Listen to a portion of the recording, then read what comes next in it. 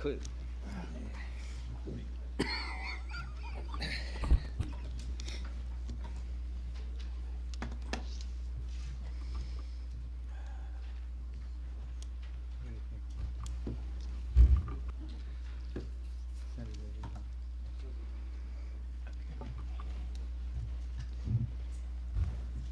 Unfortunately, I just got the message that Senator Joe Lieberman passed away today. So if we could do just one more moment of silence, I think that would be appropriate. Thank you.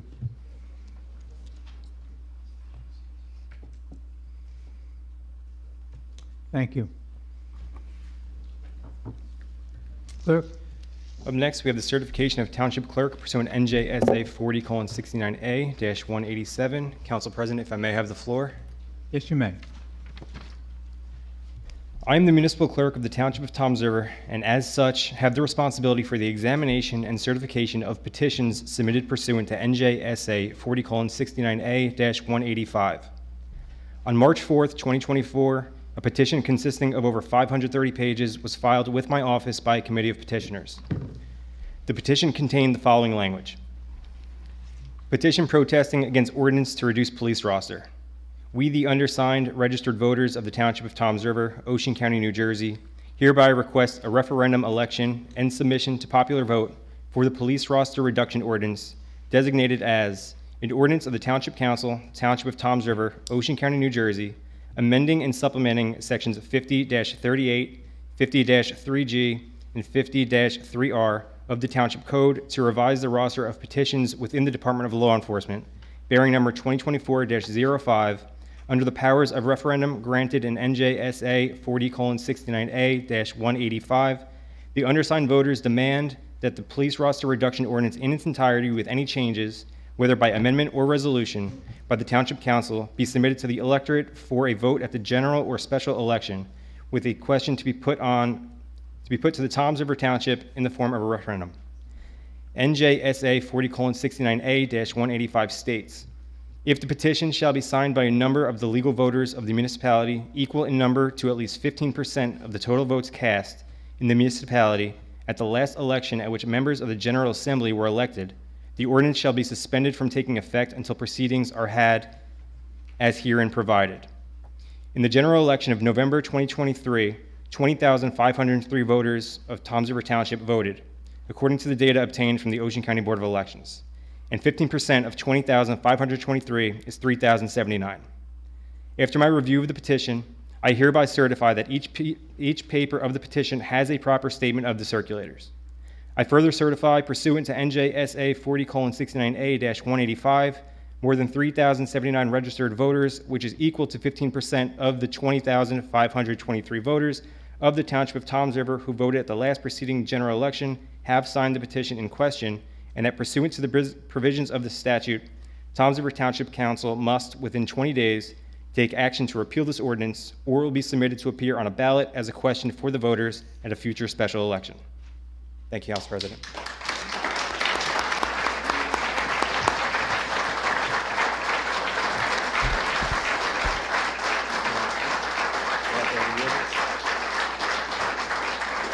Moving to item 7. Item 7 is an ordinance of the Township Council, Township of Toms River, Ocean County, New Jersey, repealing ordinance number 4792-24 of the Township Code of the Township of Toms River, titled Amending and Supplementing Sections 53B, 53G, and 53R of the Township Code to revise the roster of petitions within the Department of Law Enforcement. This is a first reading. At this point in time, the mayor has asked for an opportunity to speak. Mayor? Thank you, Council President. I want to thank the council for showing their support for my initiative to properly staff and fund a much-needed increase in our EMS program.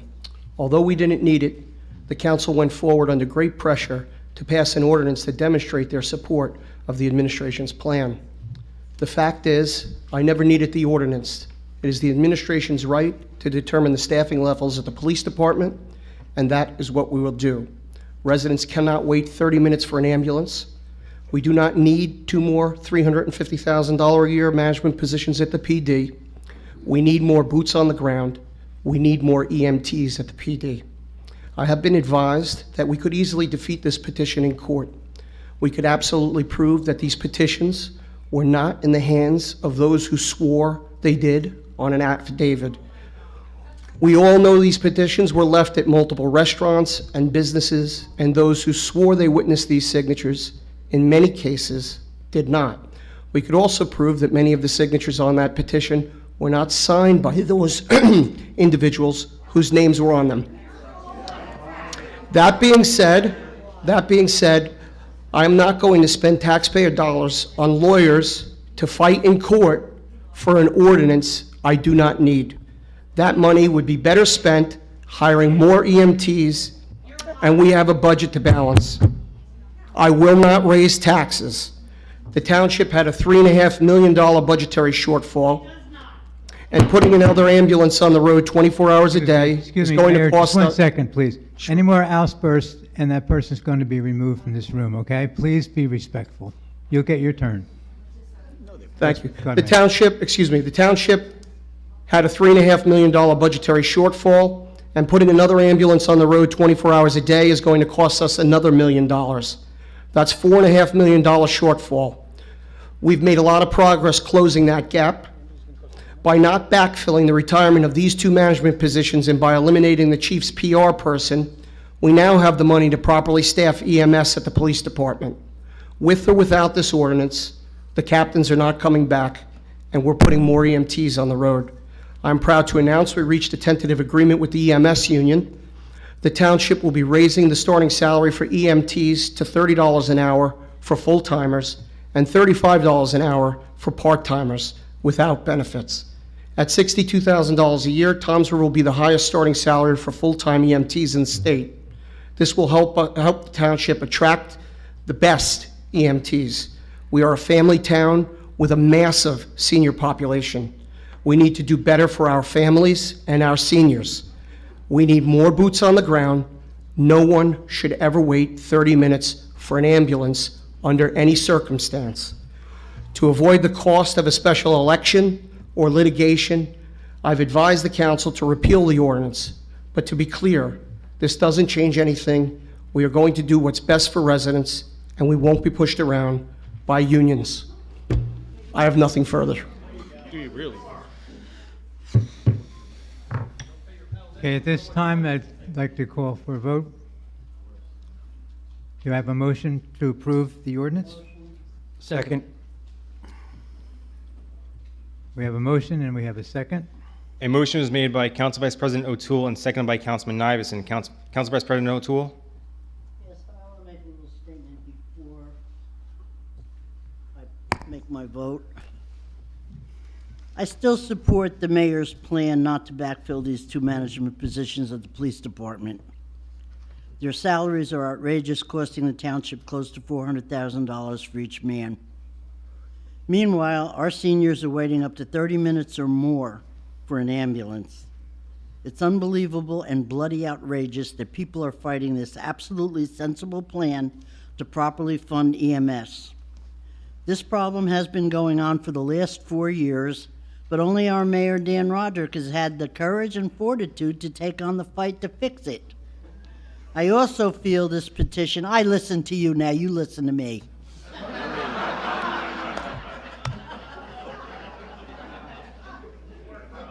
Very funny? We can sit here all night.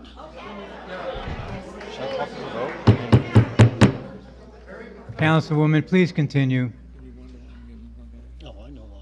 I also feel this petition was presented to the people of Toms River under false pretenses. It was presented as we were defunding the police, which was totally untrue. Not bumping up everyone up the chain to fill 2 retiring captain seats is not defunding, so for my money, this whole debacle should never have occurred. I'm only voting to repeal this ordinance because I know it's not needed, and I also know the mayor will not back down. He will do what's right for the people and hire more EMTs. Thank you. Councilman Nivison. I vote yes to repeal it. I fully support the police department. This is about fiscal responsibility. We need more first aiders and shorter response times. Councilman Sikosi. First, I want to thank everyone here that was involved with this petition. God bless you all. We all did the right thing. They heard us, and more petitions can come down the road. And I just salute everybody in here. Thank you. You had the courage to stand up, and you were heard. Thank you so much. Thank you.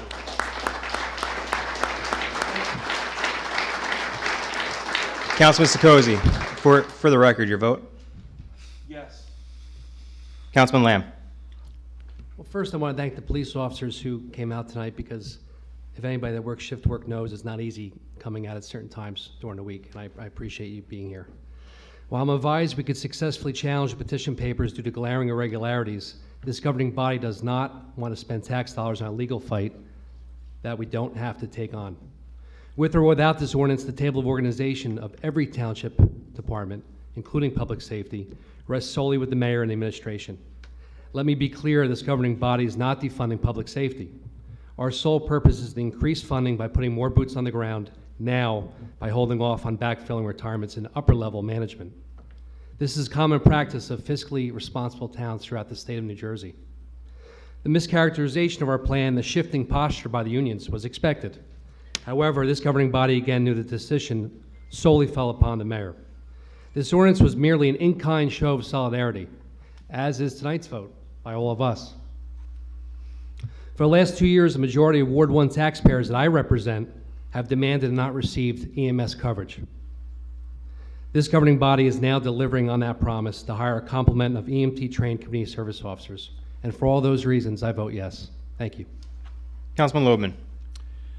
I'm going to vote yes, only because I feel that it's the mayor's decision, and he's going to make that decision, and there's no reason for us to spend all of this time in court fighting about this. So my discussion with the mayor says that if he has the right to do this, he's going to have the right to do it, and I vote yes for rescinding. Councilman Quinless? Wow. I'm going to do a quick quote from somebody that says, if you tell a big enough lie and repeat it, people will eventually become to believe it true.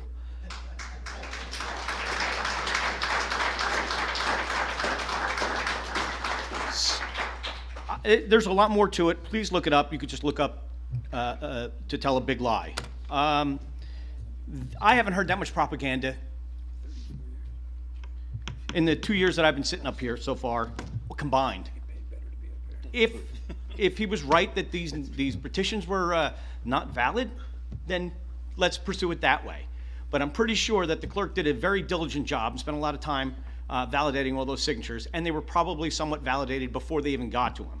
So if you're going to tell us that he was wrong and the guy that sent you all those signatures was wrong, well, come on. The people of this town fought hard for this. They're sending you a message, and it's similar to what I said a couple of weeks ago, that your ship is sinking. So I vote yes for this ordinance, and I thank everybody that had something to do with getting it corrected. Council President Coleman?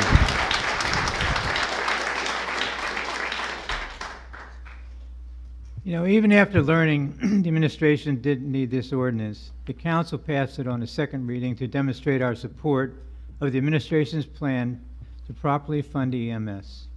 No one should wait half an hour. Nobody does.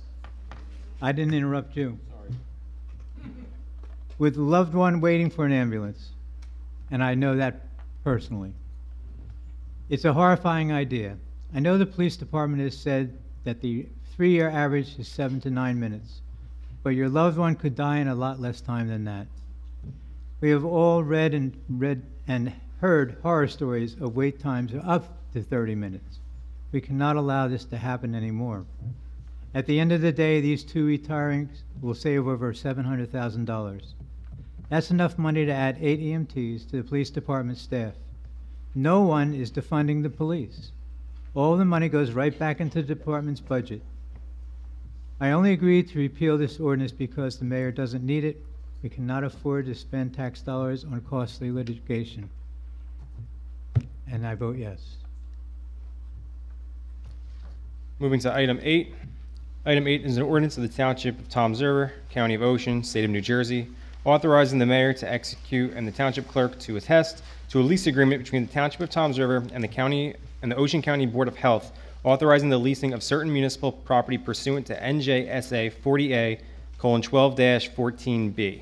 This is a first reading. Can I have a motion to approve? Council President? Yes. I just have a question on the word,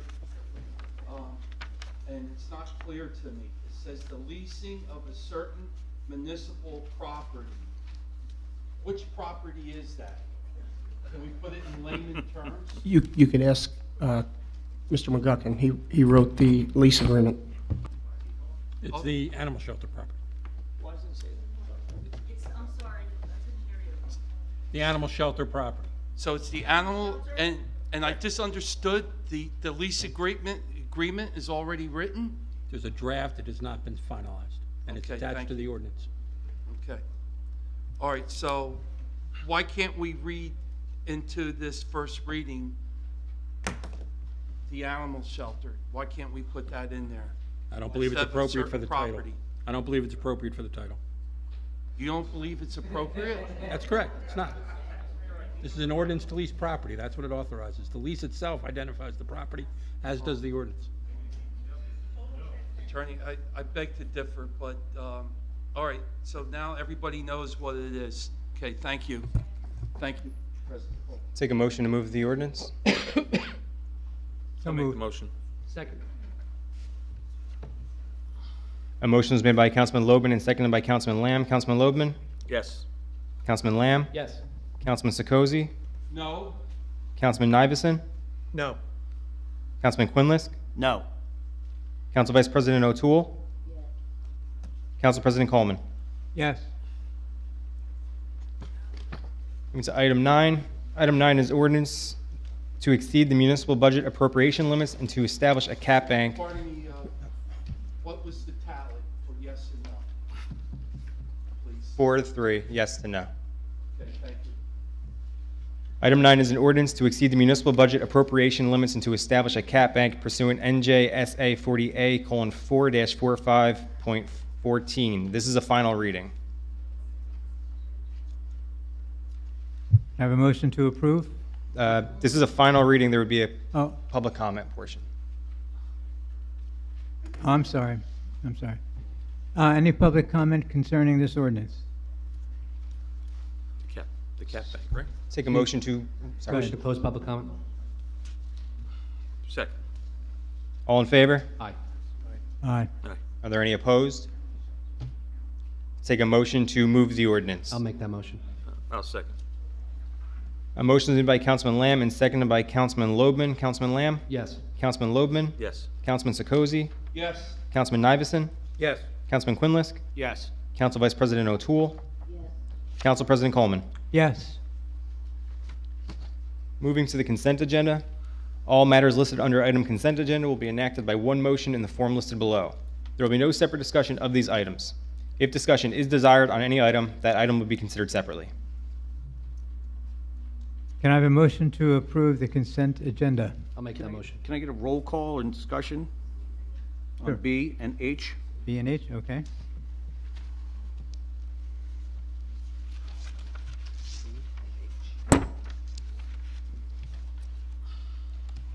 Anyone else?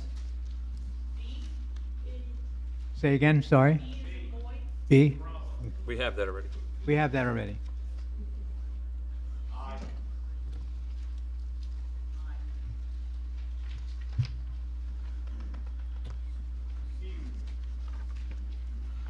Okay, so far we have B, H, and I. Yes, sir. Say again? C. We already said I. Okay, C. Anyone else? One last thing, Council President, please. Jay. Jay?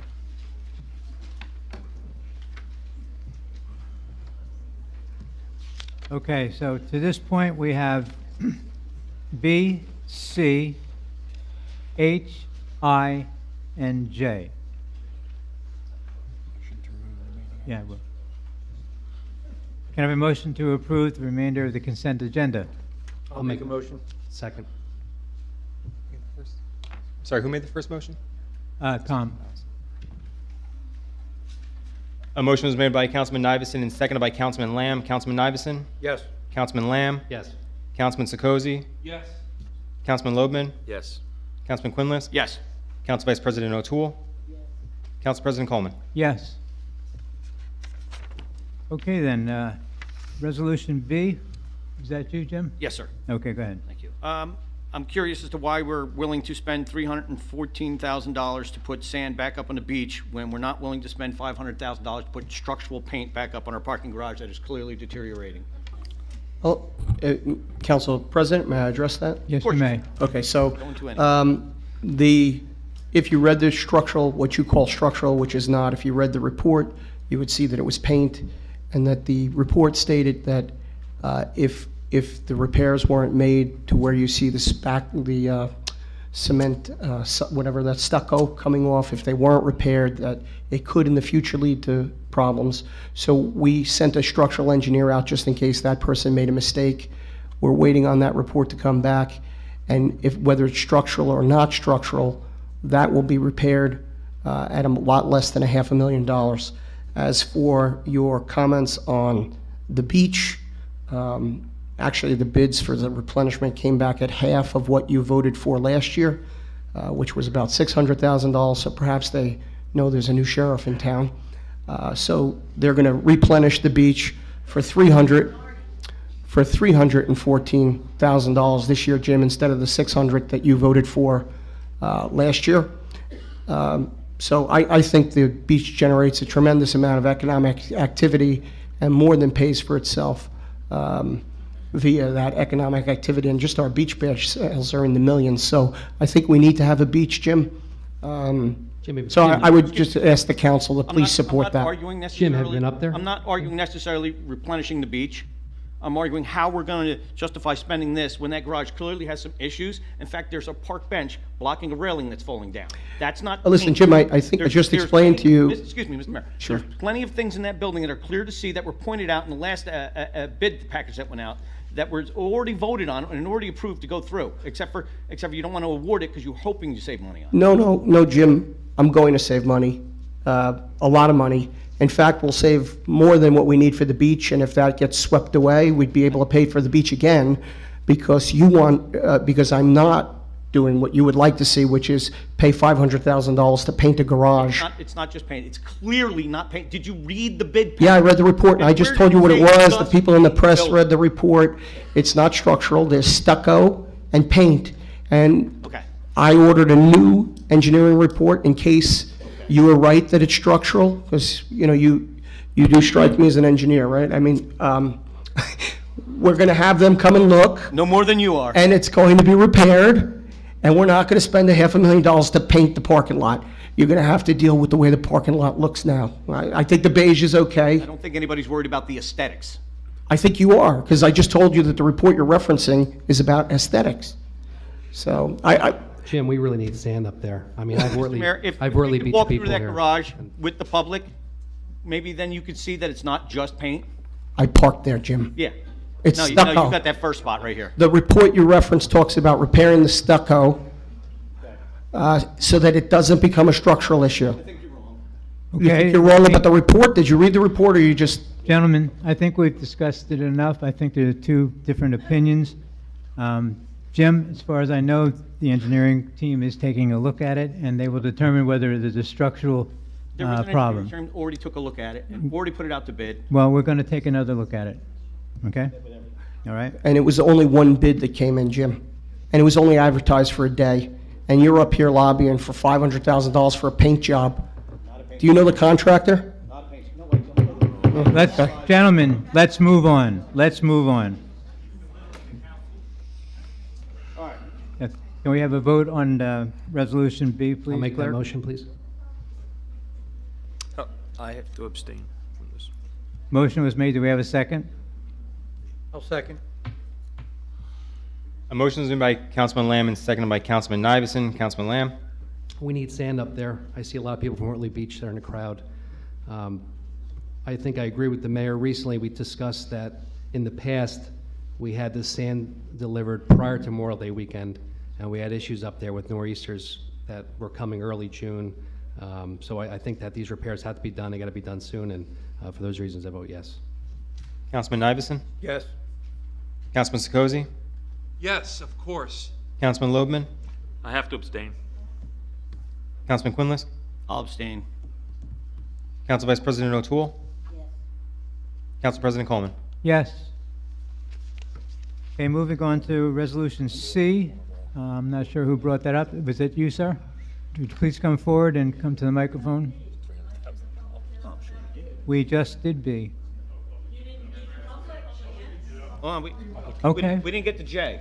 I think Dave called Well, that. I think it was a procedural error. Everybody should allow the public to comment on I'm B sorry. first. I'm sorry. I apologize.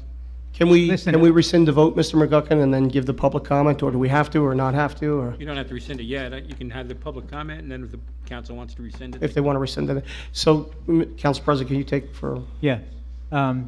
Sir, you have some comments? We're back on B again. You're on B? Come right forward, please.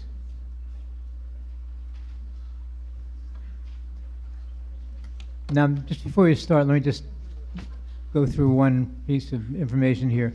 We still are getting complaints for people in the back and watching the show that they're not able to hear the speakers. So please do me a favor. If you can come right up to the microphone and speak, that'd be great. If you are a little funny about coming up to the microphone stand, pick up the microphone and hold it in your hand and speak directly into the microphone, okay? So that everybody can hear what's being said. Thank you very much. Deborah Morton, 1921 Ocean Avenue, Wortley Beach. First of all, I don't remember. I was going to ask how much was spent last year. I do not remember it being 600. Well, it's worse damage this year. So how is 300 going to cover 314, first of all? well, they put the tonnage, and they went up, and they did an estimate, and they bid it based on the tonnage that they would need. Maybe sand prices are lower. I don't know. 2 years in a row, they ran out before they got to Fifth Avenue. I know Justin's seen it. I don't know if you saw it. Well, if they 2 years in do, a row, they ran out. We had horrible, horrible 2 years of getting on and off the beach. well, you know, you have my Fifth personal Avenue. cell phone, Ms. Martin, and if that happens, you just call me, and I'll make sure they go out and But we fix it. shouldn't have to. Nope. It should have been done right to begin with, Last year. okay? Both 2 years in a row. Fifth Avenue was not done correctly. I'm looking at the reports, and I see about $250,000 more from this year, no, 100,000, more than last year. So For, there's already extra money coming in on building and rec. Building alone, 200 and some thousand more than last year. That means more, I guess, people are building houses, which I means think there's gonna be I- more people, which are also, is Earl promising to come in right after Memorial Day? I think Because we- there's already, like, half of the entrances are not able to be used right now. well, Debbie, one step, can I jump in just one sec? Just as far as the building permits, I believe, Mr. McGuckin would have to, his memory might be better than mine. I believe the price of the building permits went up last year, correct? I think so. Yeah, so I think that's what you're seeing there. And increasing building permits when people can't sell their houses, right, you know, real estate market is slow. People start doing their kitchens and they do vinyl siding. And so that's, I think, what you see there. As far as the other component of your question Hardly was, any of the entrances are able to be used right now. right, I want this done by Memorial Day weekend, but I don't want to do it too soon because as you remember, last year, I think they literally threw $500,000, and that's where I'm getting the $500,000 number out. They put it down. It came out beautifully, but it was swept away in a nor'easter. So we just had another nor'easter last week. I want to wait until we get closer. And they said they could start within 7 days of me letting them know. So Well, that's what I was going to say, because unless they start right away, it's going to be like July 4th before they're finished. they said that it would take them a week in their response. Yeah, because they rush it and it doesn't get done right again. Okay. Well, I've never been in this seat, but I can promise you, I'm going to make sure that they do a good job. And if they don't do a good job, I'll keep their feet to the fire. I know Councilman Lamb will do that as well. He and I were both boxed out in previous years, but that's not going to happen this time. Councilman Lamb, you wanted to say something? Well, just real quick, Debbie, it's always a Band-Aid every year, and it's never enough. And really, our ire goes towards the Army Corps of Engineers. They need to come in and need to really do it right. They didn't do it right the first time, and they got to come in, especially right where that surf club property is. And we've had discussions with the new engineering firm, and we're trying to get that going and do it I right. know last year I mentioned to Mr. Amoroso and Mr. Jancallian, and they didn't feel it was necessary to supervise.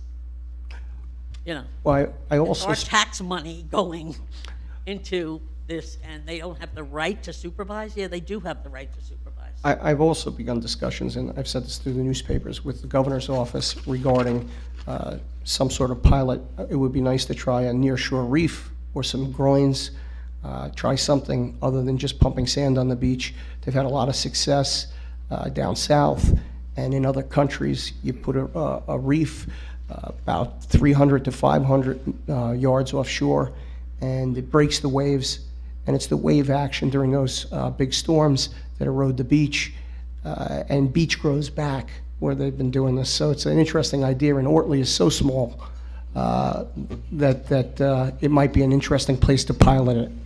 I feel bad that we have to keep pumping money in, but We get it right. brings the town a lot of income. We get it right back, Told right. you a lot of tax money. Right, and we get it right back in economic I spoke activity. to Mr. Murdoch from Channel 12, and he was a little surprised at comments that were made in the January meeting.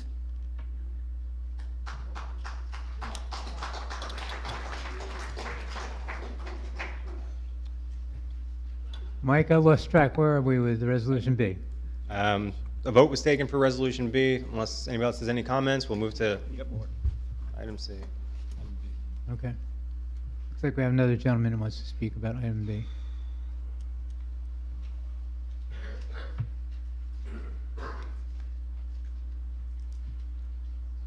Officer Mullen, Messenger Street, Toms River.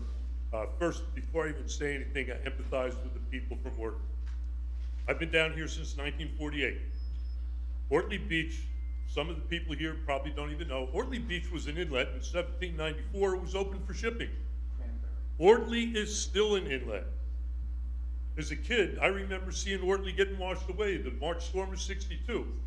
If I sit in my lifeguard tower in Lavalette, and Justin will verify this, if you look to the south, you can see where that coast goes in. You can put whatever you want there. And every year this town has put hundreds of thousands of dollars into replenishing Ortley Beach. It's not gonna work. Something else has to be done. Maybe, I look up at Bay Head. Bay Head got flooded all the time. What did they do? Anybody know? They got those big boulders in there. Those boulders stay all the time. Then they cover them with sand. If we keep putting sand there, we're just gonna keep wasting money. Every year, we're gonna keep having the same discussion every year. Where's the beach in Ortley? It was an inlet. After Sandy, by the S-curve there, by the Acme, there was a Volkswagen down in a sinkhole. I get out of the car and look down the sinkhole, and the water's still running underground. It's never going to change. So I don't know what you can do. I feel so sorry for these people from Ortley. They come to the beach and they don't have a beach. But my true feeling is, no matter what you do, it's always gonna be that way. You're never gonna change Mother Nature. Council President, may I just jump in with one more comment? Go ahead, Mayor. The only thing that I would like to say, when people say that, hey, we shouldn't spend money replenishing, it was an inlet and it's going to become an inlet, I think you forget about when the inlet did open up in Manalocan, and with an inlet in our area, we wouldn't see higher price homes. What we would see is a 6-foot tidal change, which our area is not developed to handle. So if all of a sudden we allowed an inlet to open up, that's what you would have. You would have a 6-foot tidal change, and most of our houses would be underwater. So we have to do what we can, particularly when the Army Corps of Engineers does not come through. It's our responsibility to protect our beach, because in protecting our beach, we're protecting our entire township. That's all. Anyone else? I'm sorry, yes, come forward.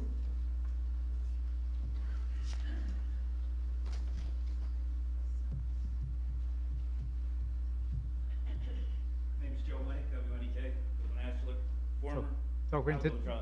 talk Just into, wanna know, Mayor- talk into the microphone.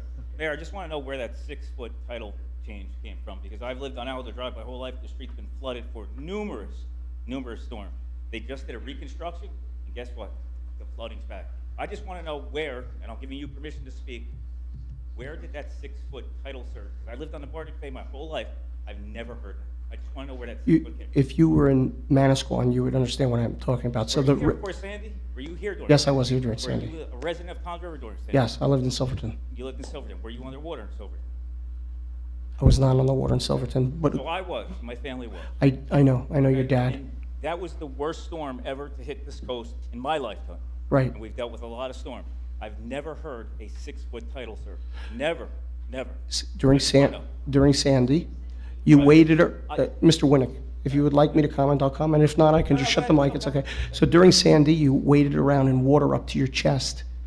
So once the tide made its way in, that's how deep the water was. And that was the result of partly to do with the opening.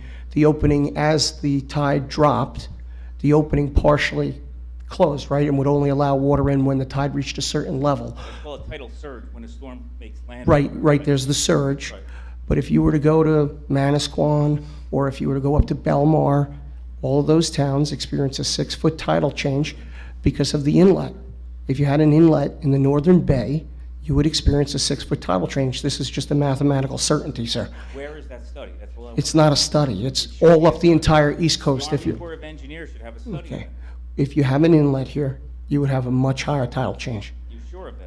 I'm 100% sure, I want yes. to know where that came from. That's all I'm asking. It- Because the only reason why I'm asking is when a storm approaches a coast, makes landfall, that's called the tidal surge. Right. It's the core of the eye of the hurricane or eye of low pressure. Right. Once the low pressure goes north and west of the coast, we have a back bay blowout, which most people don't know what a back bay blowout, but if you lived on a part of the bay, you would know that the tide actually empties out. Right. Sir, So please that- talk into the Oh, microphone. sorry. So that would be a back bay blowout. When a storm goes north and west of the coast, the northwest winds blow the back North Bay waters offshore, which they're no longer a 6-foot tidal. Okay, so we right now live very far north, approximately 12 to 15 miles or so from the inlet, correct? So it takes a very long time, Which- and you could, if you want my explanation, I'm the mayor, I'm not really I actually have my undergraduate in this, but if you don't want me to explain it, I won't, but if you want me to explain it, I'll explain just want you it. So in specifically every, Look, I just want specifically, you're saying an inlet, just tell me which inlet, Barnegat or Manasquan? That's all I want the to know. tidal change in Barnegat is 6 foot as well. You know, there's a difference between the Barnegat inlet to the Manasquan inlet when you live in portions of the bay. Whenever you're near an inlet, within a certain agree with that. proximity, about a mile or so, you experience about a 6 foot on the east coast. That's the entire east coast. I'm good, I'm good. Thanks. Anyone else? Okay, anybody to wish to change their vote? If not, Move to item C. yep. Resolution C, who was the one that brought C up?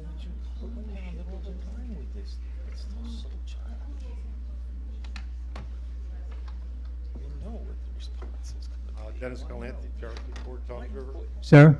Yeah. Can you raise that mic up a little bit? I think that might be helpful if you can do that. That's good, perfect. Resolution C, is this the full text of this resolution? Is there more to it than just this? I asked a similar question a couple meetings ago about, I guess, budget transfers, I think it was. And is this an enabling ordinance, or are there more specifics to this resolution? You know how they did the Easter, we were supposed to have the Easter egg hunt, and we were gonna have all of these blow-up bouncing things. It wound up very nice. With the storm, you had the rec did a great job, and they gave, well, anyway, because there wasn't enough money in rec, and there was extra money in other departments for that purpose, the money was moved from one account in the budget to another to cover, what is it, $7,000 or so for this all these activities for the So this is from surplus? It was never spent, Right, okay. but it increased, it basically increased the amount of money that could be spent out of rec and reduced the amount of money in an area where it came from, but no money was actually spent because it rained and poured. But the action still took place as far as the movement of the size of the budgets and so on and so forth, so that's why it's still on here. Okay, so there's more to, and can that be seen by the public prior to this meeting in its entirety? I remember when Mr. McGuckin was council president, and I asked Mark Mutter, I took every item off the resolution, off the consent agenda, and asked for it to be read in its entirety. See, I wouldn't be up here asking questions like this if I had all this information.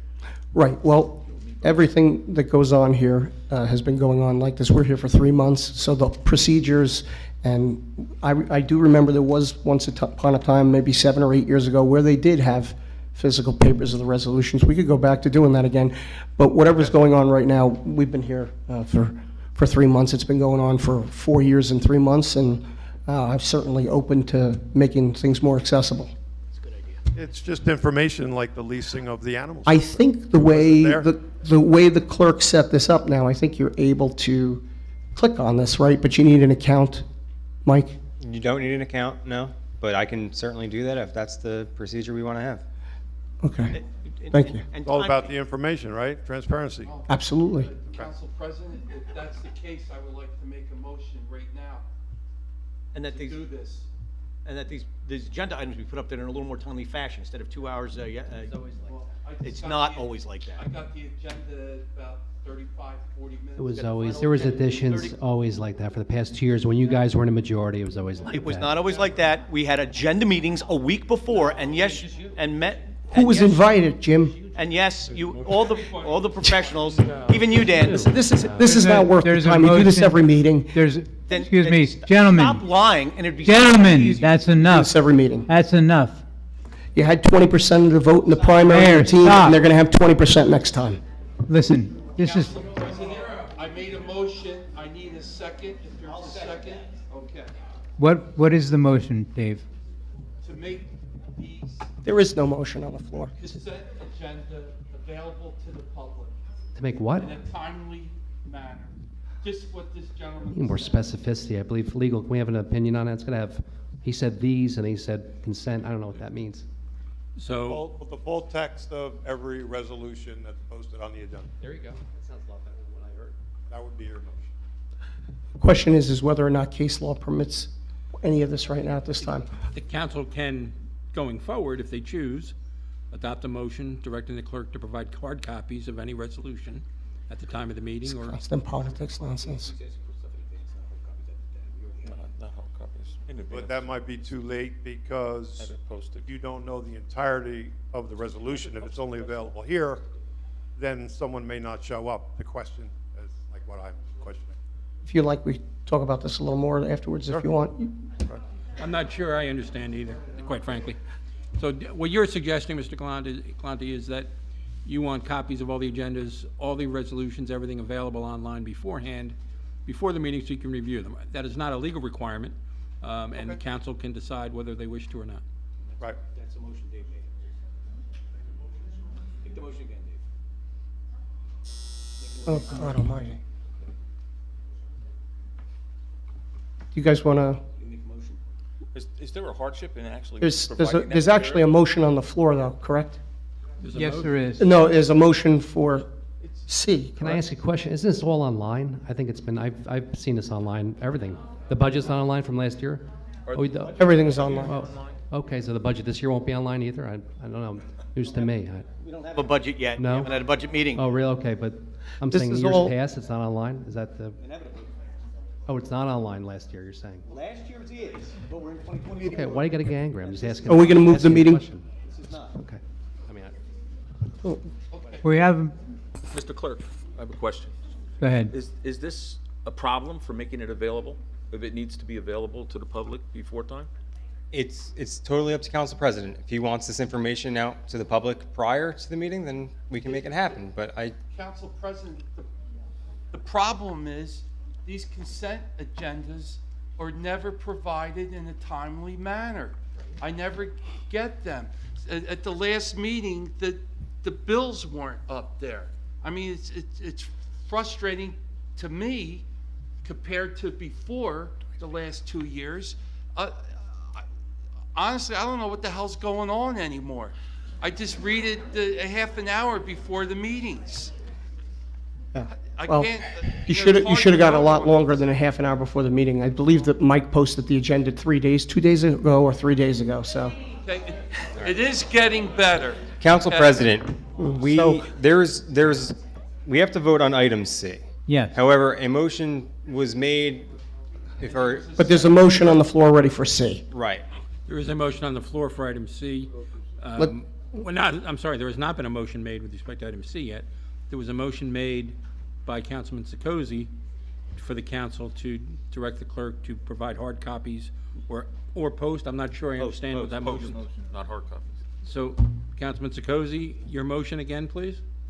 Is to provide the agenda 2-3 days before the meeting. It was. In its entirety. It was. I mean, I read it. I went online like everybody else.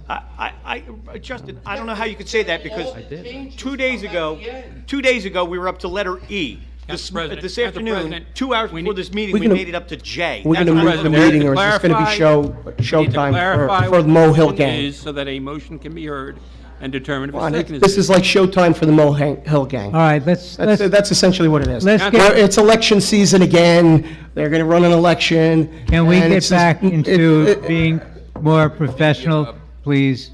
This is just unbelievable. I'm sorry, Let's get Mayor. back into order here. Dave, you were making a motion. I understand what you want. Personally, I would like to have an opportunity to meet with council and then discuss this, and for our next meeting, we can bring it up again and vote on it. Okay. Is that all right? That's a very good idea. Thank Okay. you. I rescind Okay. my motion. Thank you. Thank you, Dave. All right, so then let's vote on Resolution C. I'm sorry, are you finished? Well, sorry, Mayor, I take exception to the Mo Hill gang. That's not why I'm up here. I wasn't talking about you, Mr. All right, thank you. Mr. I'm Galante, asking- but your 5 minutes is up. Right, okay. Can we move the meeting? Can I do I when I'm standing up here, or should I wait? Should probably wait. Yeah, let's till- stay in order, okay? Thank Stay in you. order. Anyone else on C? Anyone else on C? Thank you. Come on up. Come on Did I up. see a hand back there? Yes, please come forward. Oh, jeez. Here we go. You're applauding for. Paul Williams, Broad Street, Toms River. With regard to item C, and it may apply to other items, but specifically with regard to item C.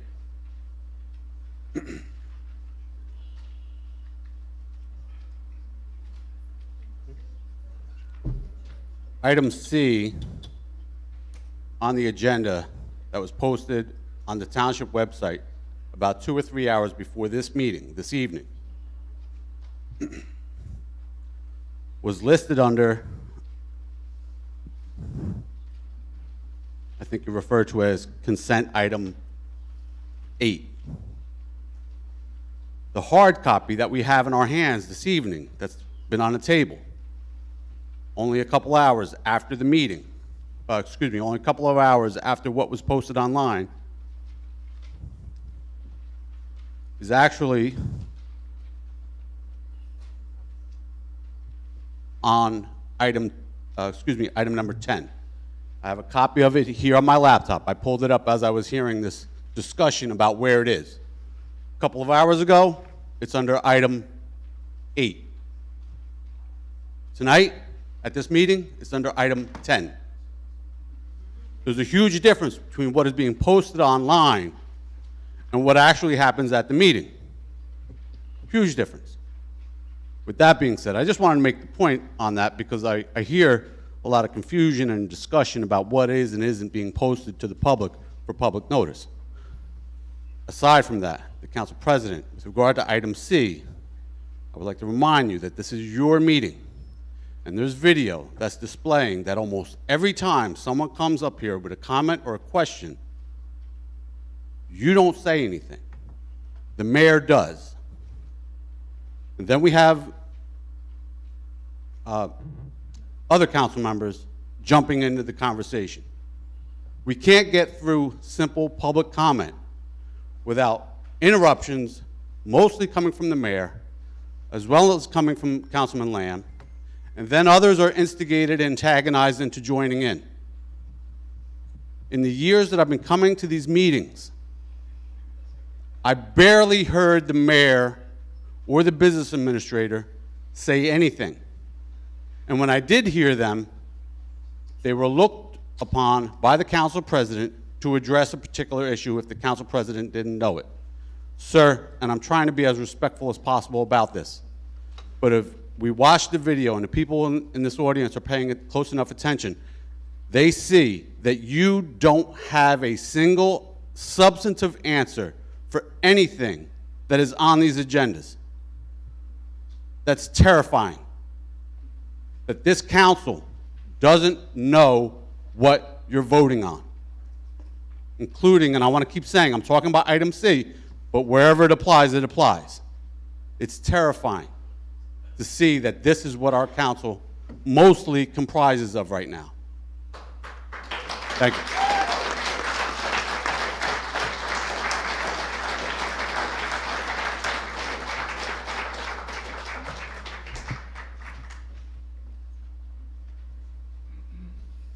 Have we finished One with more. C? One more. Oh, I'm sorry. Come right ahead. My name is Jerry Ambrosio, 938 Millstone Court. Council President, Mr. Coleman, I would just like to know, sir, the monies that were moved to have the festivities for Easter, unfortunately, that had to be canceled. Are they going to remain now at rec, or are they going back to where they came from? I'll have to pass that question on to the business administrator. They'll be allocated where they need to be allocated, but they were So, moved for so the- what we're giving permission for is not just for them to be moved to rec to be used for that specific event, but to be used wherever they're needed. Is that correct? Correct, these are Okay. funds that. All right, thank you.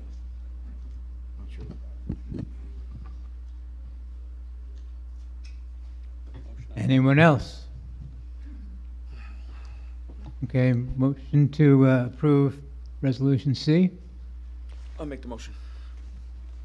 We have a second? I'll second the motion. A motion is made by Councilman Loban and seconded by Councilman Nivison. Councilman Loban? Yes. Councilman Nivison? Yes. Councilman Sikosi?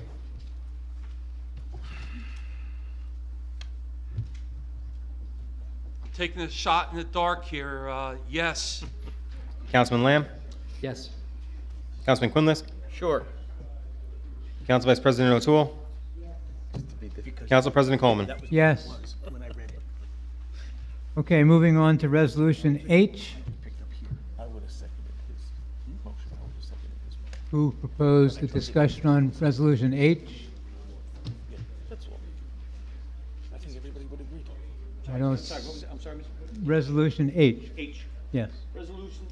Resolution H. Is that moving all engineering to Morgan Engineering, our entire engineering department, Mr. Would you- President? Would you like me to answer? I would No, appreciate. the president should be aware. Let the council president answer. He I'm gonna can guess he defer- doesn't know. He can defer to administration, who sets the agenda. You would know that, Jim, because listen, you deferred to administration for Whoa, 4 whoa, years. whoa, whoa, time out. We're out of order already. Right. just- Jim, you asked a question, It's- let me answer you. Yes, please. Okay? Look, I am not proficient in every single phase of what goes on in township government. I try hard. I've only been here for, what, 3 months? Yeah. And I'm learning.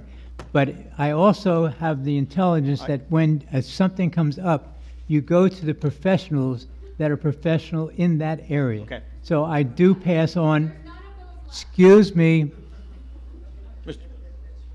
I'd like to pass it on to somebody who has the background to answer your question. Mr. Coleman, you're still supposed to have a basic knowledge of every one of these ordinances so that we can ask you and get something out of it. And he does. Hold on, excuse me. The council president's Excuse job me. is to move the meeting, just so you're aware, is to move the meeting. It's a And he council can't do president's that. job to create the And he agenda. can't do that when you keep interrupting him, so please Like don't you're move the doing. meeting. I'm Listen to just me. telling you that you're wrong with Mr. the duty of President, the can you council bang that president. gavel while Mr. Lamb is talking over me, please? But you don't have the floor, Jim. Neither does Councilman Lamb. All right, well, Mayor, Neither Mayor, one of you. Mayor, And even Mayor, if, stop, even if stop. the Mo Hills Club screams out, Stop. it doesn't change the fact that you don't have the floor either. Just stop right now. If I'm supposed to be running this meeting, I want to run this meeting. Well, if he wants an Okay? answer, I want to run this meeting. if he wants an answer, Mayor. if he wants, Mayor, if he Mayor, wants, please, really wants please, an Mayor, answer. don't put me in this position. If he- Please, please. All right, folks, please, you don't help me, okay? He's running the meeting. All right. He's running the meeting. So Jim, my I'm- question was, what is going on with Morgan Engineering? Are they taking over our entire engineering department, or are we just subcontracting some work to them? And how come the contractor, though it listed hourly rates for every position, did not have a not to exceed amount on that Did you contract? want an answer or not? Just a minute, Mayor. Okay.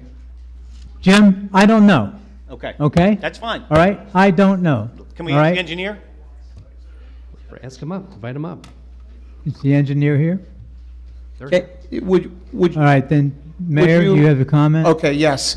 Well, that's what always happened, though, Jim. What always happened is the administration answered the questions about administrative actions, which is what's supposed to happen. So you could put on a display and all this silliness, and you could have your club members scream out from the peanut gallery, or you can ask the question and have the question answered. Right. You're a voter. You're a voter and you're yelling out. Do you want to know about the engineering? Right. Okay, so do you want the answer or not? All right, listen, let the mayor speak, and then when you have public comments, you can come up and react to his answer, okay? Please, let's make this look like a respectful meeting, okay? We're on TV. It doesn't help when you yell out from the audience either. It doesn't help at all, okay? Just, listen. I'm not going to answer the question. You guys can vote on it if you'd like to vote on it or not vote on it. How can we vote on But it without knowing what it's it possible to costs? answer the question when you're doing what you're doing. And you got a big smile on, and it's really childish. Do you want an answer or not? Mr. President, what is the not to exceed amount of this contract, and is it going to be, All engineering contracts are open-ended when it comes to appointments like this. You don't know when they're billing you because they're billing by the hour. They are taking the place of a $700,000 group of people in town hall, and they're going to do it a heck of a lot cheaper. It's not easy to get a township engineer. We advertised, we have a pool, they're in the pool, they're highly qualified, and they're going to run the department, like most municipalities. so we have... Most municipalities don't hire $250,000 engineers to the tune of two and multiple inspectors. Most townships sub out and get a better rate for the taxpayer and get more qualified personnel. That's what this is. We're subbing out engineering, Jim. So this is going to be cheaper, more cost-effective, and we've cut... Like everything I've done has been And cheaper. aside from the two engineers, we're cutting more staff? Are we cutting staff? You just said 5. I didn't say 5. You did. No, I didn't. Okay. I didn't hear 5. I didn't say 5. All right, do you have a motion to approve, or is there any public comment, I'm sorry, on H? Yes, come please forward.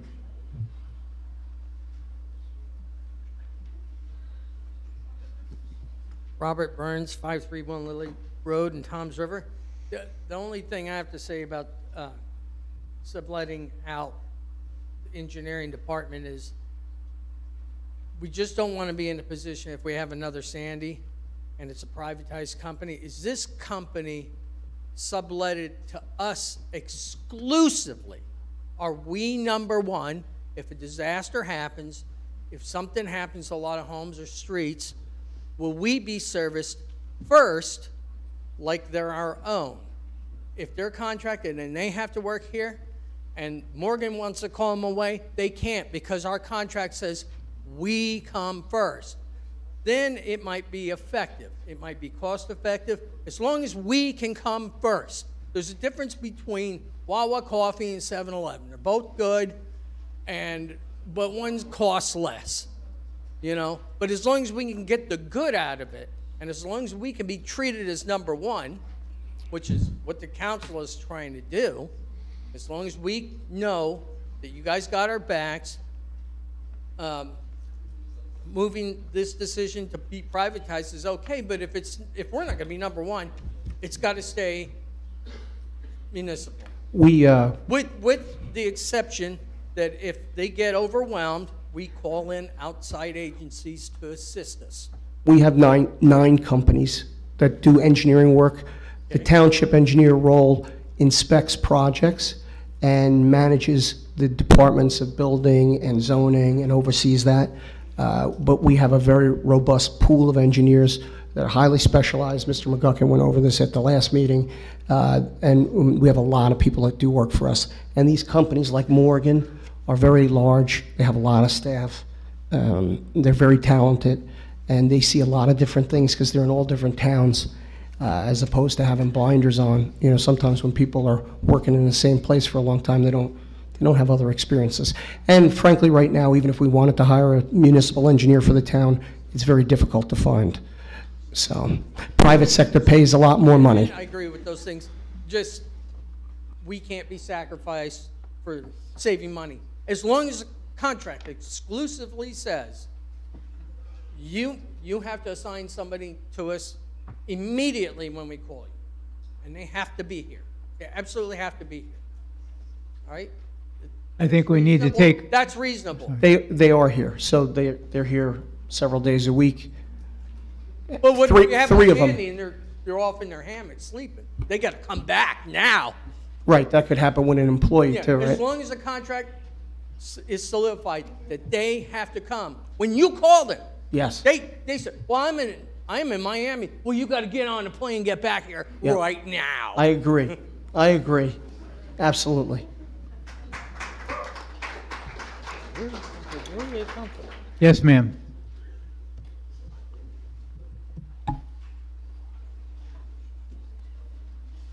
Did we jump to the shelter?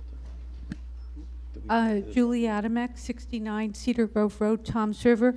On this issue, I have a couple of comments.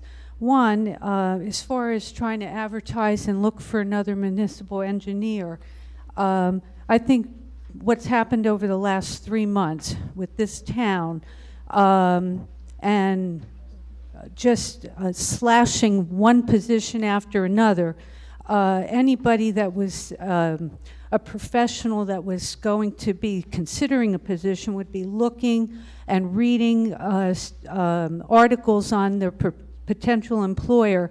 And I think that this new administration, the things that they've been doing for the last 3 months are creating problems as far as getting qualified new hires. So I think that's part of this issue.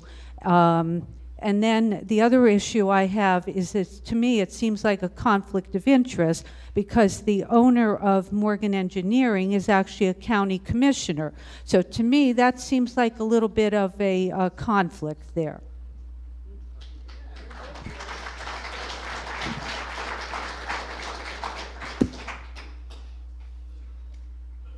Anyone else?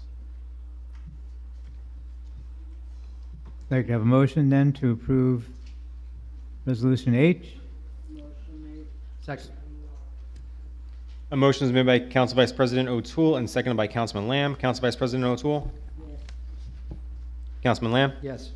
Councilman Sikosi? I'm against anything being subbed out from town hall because the way the township should work is the engineering, the mayor, and the business administration should be here all the time, 9 to 5, extra hours, not subbing something out. It has nothing to do with this engineering company or any other engineering company. Our problems get solved quicker and faster in-house. So I'm voting no. Councilman Loebman. Over the past 3 decades, this township has been engineered by various engineering firms, not just municipal employees. I could tell you at least 3 or 4 of them under Cagliastro that worked with me in the past. There's nothing wrong with having a engineering firm from the outside contracted to do this particular type of work. They have far more expertise than one of our guys would have in just his knowledge. They can pull from staff in the company itself from any level of it, whether it's structural or whether it's permitting or zoning. They do know their business, and they know it probably more so than we would have somebody coming in and just being a municipal worker. There's nothing wrong with this. If you're going to use somebody, make sure that they're the right company, that's all. And if this guy has the right background, which I've been told he does, it's a good enough firm, they're a big enough firm, we're going to have people situated in the office, the same office that is running it right now. I'm going to vote yes, because I think there's nothing wrong with the suggestion to bring in a design firm that can handle any opportunity that we need them for. Councilman Iveson? Yes. Councilman Quinlisk? Although I have no objection to Morgan Engineering, they're a fine firm, I'm a little concerned that we're going to exceed what it costs us to do it in-house, and we're not going to get the attention, as the other gentleman pointed out, that a town of our size necessarily would benefit from. So I'm going to have to say no at this time. Council President Coleman? Yes. Resolution I, is that you, Jim, also? No, that was public. Okay, yes, sir.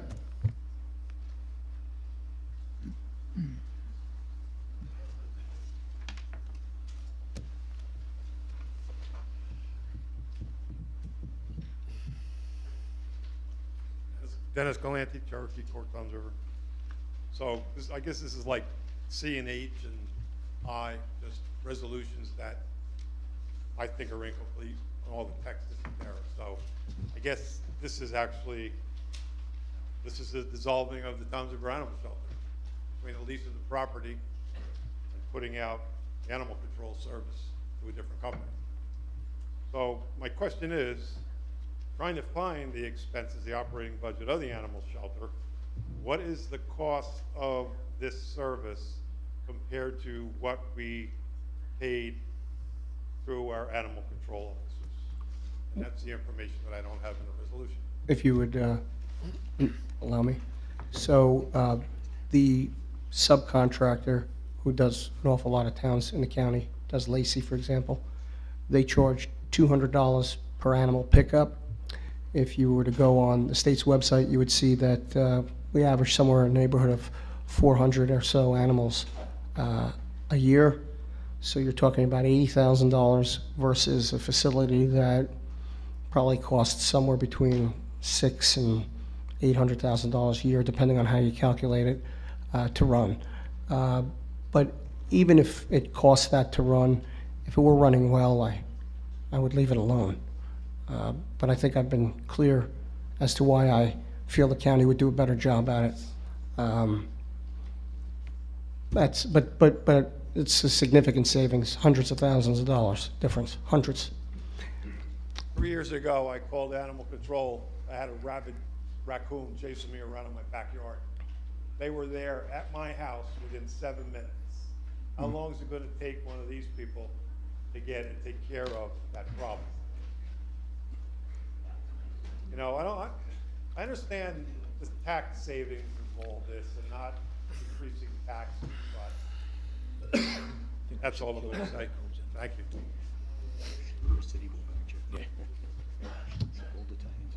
Any other comments on I? I'm sorry, yes, sir, please come forward.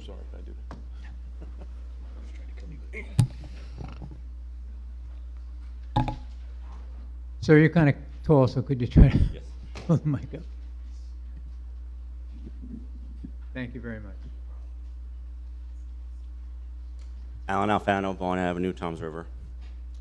Good evening. I am one of 4 full-time animal control officers employed in the township. I thought I'd come up tonight because I have the unique point of view that before taking the job here over a year ago, I was employed in the same capacity in Stafford Township. Stafford Township also experimented with going private with A Academy. Yeah, for their own reasons, loss of staff for one, because of wages, that's their business. In late July, they had no staff to run their animal control department, so they had no choice but to outsource to A Academy. In late September, early October, they reached out to me to ask me if I wanted to come back and work full-time as an animal control officer, because they almost immediately regretted going private. And that was twofold. One, because of the outcry from their citizens, not only because the service took a major step backwards, and after nearly 4 decades of a service that they had grown accustomed to, the outcry from the public regarding public safety above all else was their main concern. They were concerned that dangerous dogs running around the neighborhood with possibly, biting the public or getting into fight with other animals could take upwards of 2 hours for A Academy to respond, if they responded at all. And when it came to expenses for the public, for other services rendered that are not legally required at the bare minimum for animal control, such as an injured swan on your front lawn for all of our waterfront properties, A Academy has no obligation under state law to respond to that call. Animal control only is legally responsible for vector species animals that can contract and spread rabies, like your raccoons and your skunks and your possums, etc. So when A Academy won't come out for the injured swan on somebody's front lawn who's now getting aggressive towards them, the alternative will be they'll send their pest control service company out at an expense to the homeowner.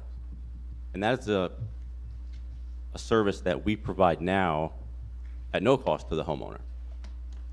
So the public safety and the expense of the township people was enough for Stafford Township to hear them, and after a mere months of using A Academy, they opened up their contracts, they revamped their salaries, they stabilized leadership, and they reinstated their animal control department, and it's still going strong 2 years later, and they never looked back.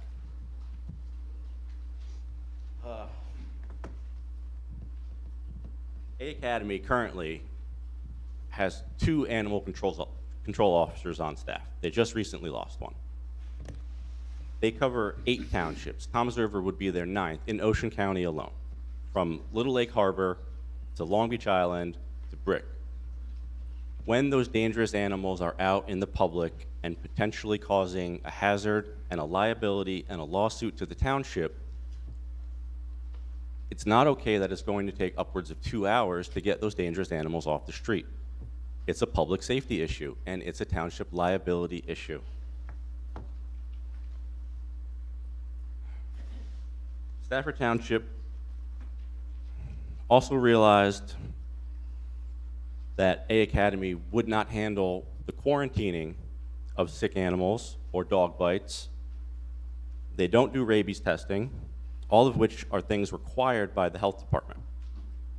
These are services that your local animal control officers already take care of without stressing out the health department, and it's a concern that the township would have to take on who's going to do these services because A Academy does not provide them. Private companies also won't bring any money into the township. Stafford's licensing fees last year brought in $50,000 for their dog and cat licenses in 2023. They have a third of our population. Yes, that's my time. Go ahead, you can finish, sir. Thank you. If animal control, which is separate from the animal shelter, although we work out of the animal shelter, if we're allowed to get out and do our jobs and enforce the licensing fees, we can bring in more than Stafford Township is bringing in to offset costs to support animal control of itself. I haven't seen the bid myself. It's easier for you guys to see it. But as the mayor said, they charge up to $200 per call, sometimes up to $250. Last year, we ran 1,000 calls. That's $200,000. We're basically breaking even with the staff of animal control that you have now, with officers in town who live in town, obviously work in town, and spend money in town, and care about this town and its residents. I have some information packets here that I ask that you look over before making any sort of vote. And in fact, if anybody would like to, in a private setting, I would love to sit down and discuss more about what animal control can be doing to this town and why it's important. Thank you.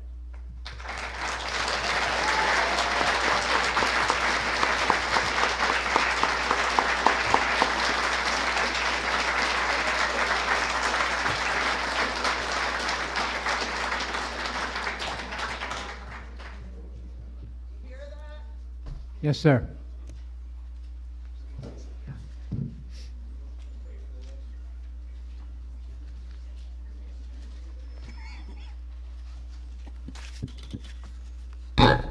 How's it going? Tom Fridella, Jacqueline Court. I didn't think I was going to be talking tonight because it wasn't on the docket. It's still not on what's online. But last week or last month, I think when you Excuse me, could you hold the mic because I can't hear it? last month when you talked about numbers, you said that your interest was really the quality of life for the animals. My wife's in the back. She's not going to like that I say this, but when I looked at the numbers, the reason why I didn't come to that protest is when I could eat it, but all right. So karaoke time. All right. So I didn't come to the protest last week, last month, because when I looked at the numbers, honestly, I kind of thought that you were right. I thought it looked clean. Since then, we've pulled the numbers, going from Township Animal Shelter to Ocean County as a whole. On an adoption, you have Ocean County, or Township Animal Shelter is beating Ocean County by up to 11 points. Okay, they're beating Northern Ocean by 11. I think it was. Let me go back to 2021 here. So if we look dogs, this is adopted after owner retrievals because I don't think anyone should be responsible for a lost dog. So when we talk about adoptions, there were 55% of the animals that were taken in compared to 44% at what's Northern Ocean. So that's an 11 point. Now I think we recognize that there was issues last year.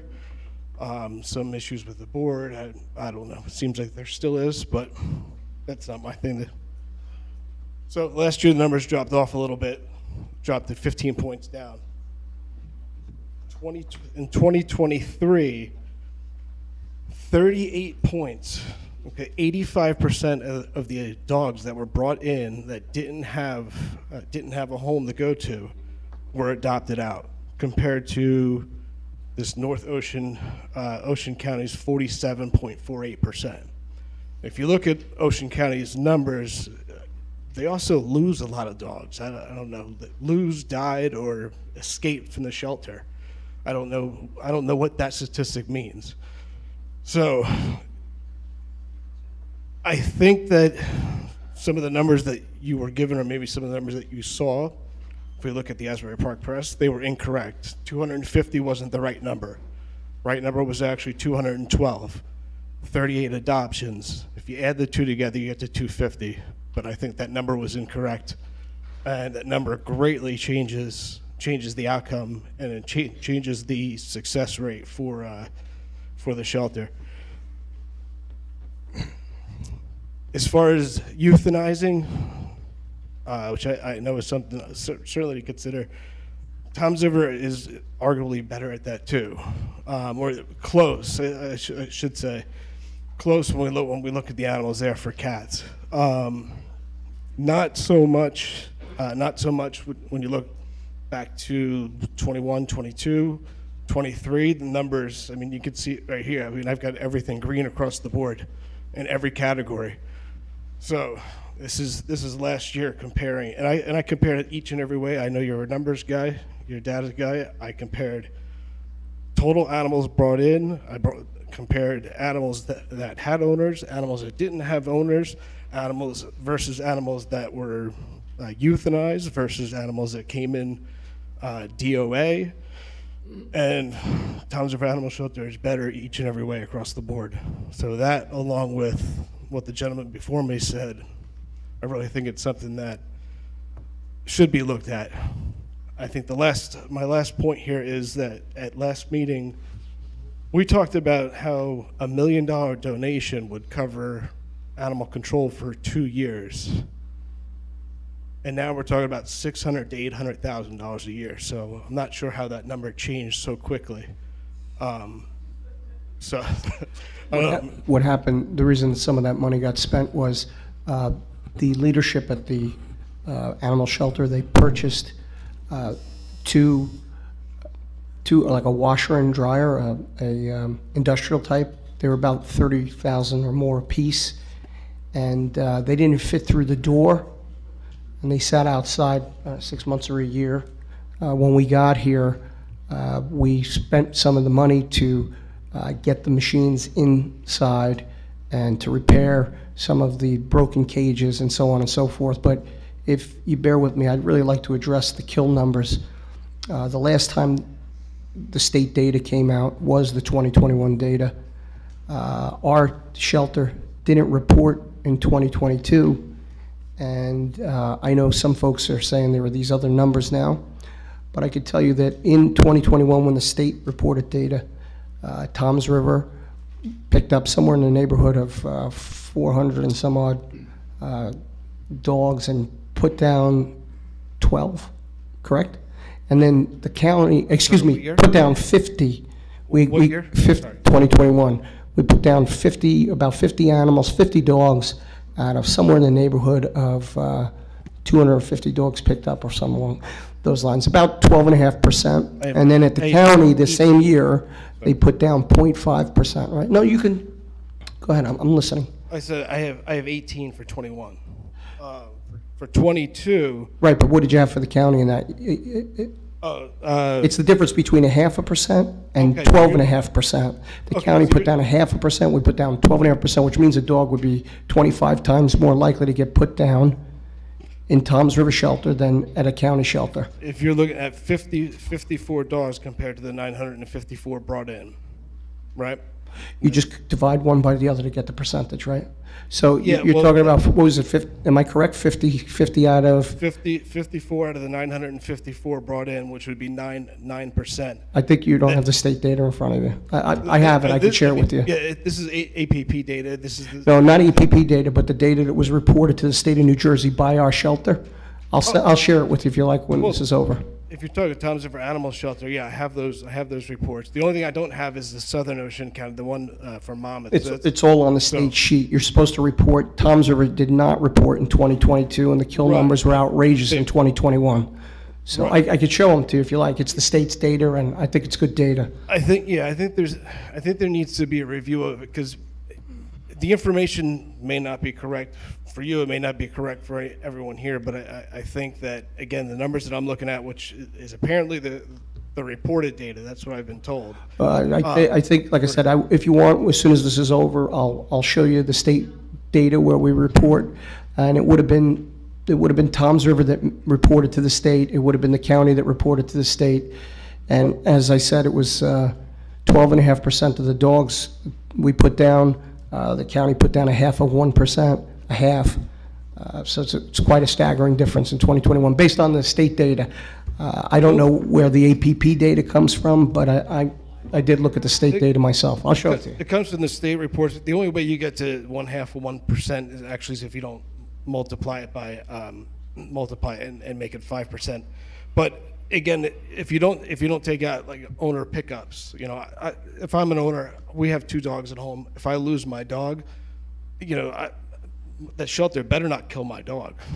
So, I mean, those numbers shouldn't be counted even against the numbers. I don't think it's an accurate depiction, and I'd be happy to take a look at those numbers with you. What I'd ask is that we suspend the vote until that could be done, just to make sure we all have accurate Here, I have information. if you want to, well, I'll get up, I'll show you. Anyone, That's what I'd ask the board. Please suspend the vote. anyone else wish to comment? Yes, ma'am. It's right here. He went away.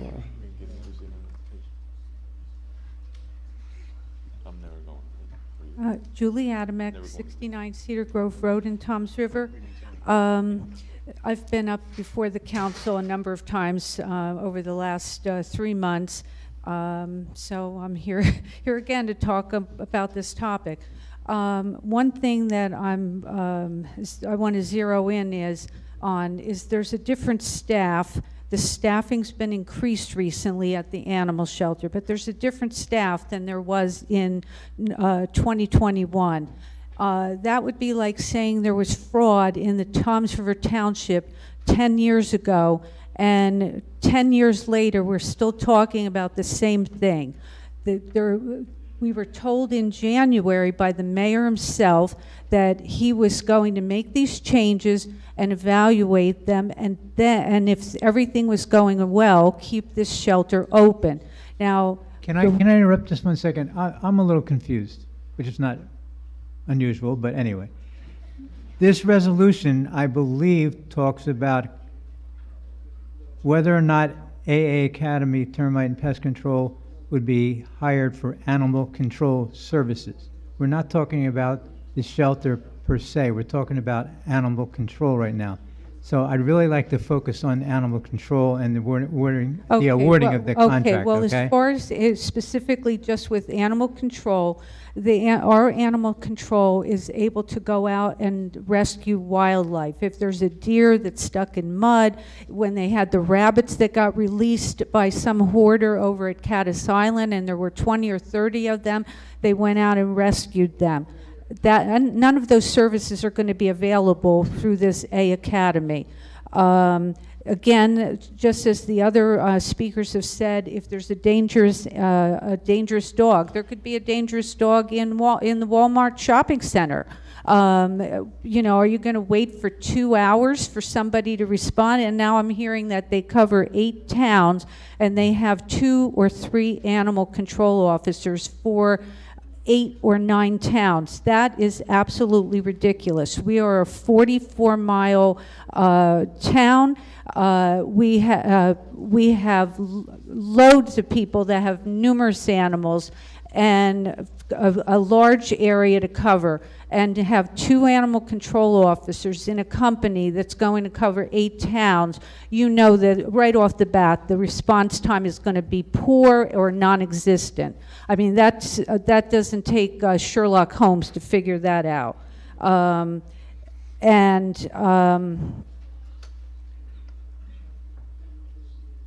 I just want to reiterate that the response time is definitely going to be slower, and I'm going to ask you to, when this comes up for a final vote, to vote no on this.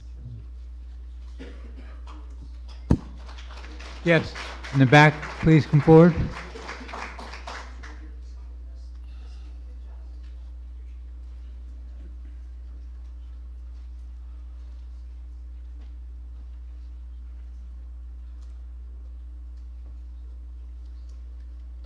Hi, my name is Susan Carney. Is that too loud? No, it's good. That's good. 802 Main Street in Toms River. I've lived in Toms River 56 years. Privatizing animal control. Let me take this off. Privatizing animal control means no oversight and no transparency for our animals. It shuts out the public from interacting with care. Please realize these are pest control companies, and there are many that have horrible reputations. As an animal advocate for 13 years in this town, I can attest to that. There have been many horrible situations with AA Academy, with raccoons, rescuing mother raccoons, but knowing that there are babies in the attic and leaving them to die. I don't know if you guys are familiar with the 3 dogs that were starved to death by a woman in Lacey maybe about 5 years ago. AA Academy had a chance to interact and to prevent that, and those dogs were starved to death by that woman. They were involved with that. So just to give you a little, knowledge about any kind of private animal control. So please, let's keep our animal control officers of the town. It's the best for the animals. There are many animal lovers in our town, and we need it to keep it local. And we're going to fight it to the end to make sure that it doesn't get privatized. So I hope you all feel the same way. Thank you. Yes, sir.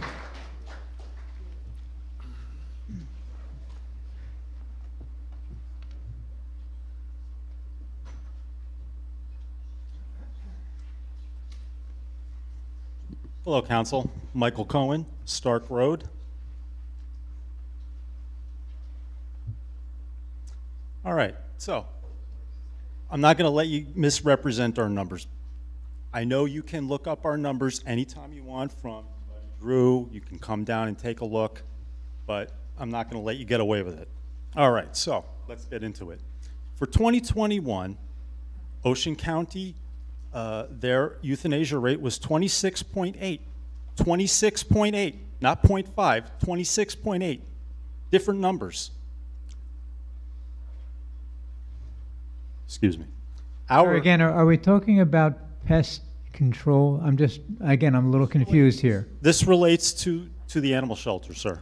I know that, but we're trying to find out whether a contract for A Academy termite and pest control for animal control services would be approved. That's why we're really on this resolution. Okay. I understand, sir. Okay. However, I would like to correct misinformation if I might have just a moment. This is the point in the meeting where you comment on. Then you should do that at the end of the meeting when meeting. it's time for public comment. Right now, we really need to hear comment about the awarding of the contract for pest control. Okay, and you can come up at the end of the meeting and state your case, all right? You got it, sir. Thank you very much. I appreciate you surrendering the mic. Thank you. Yes, in the back?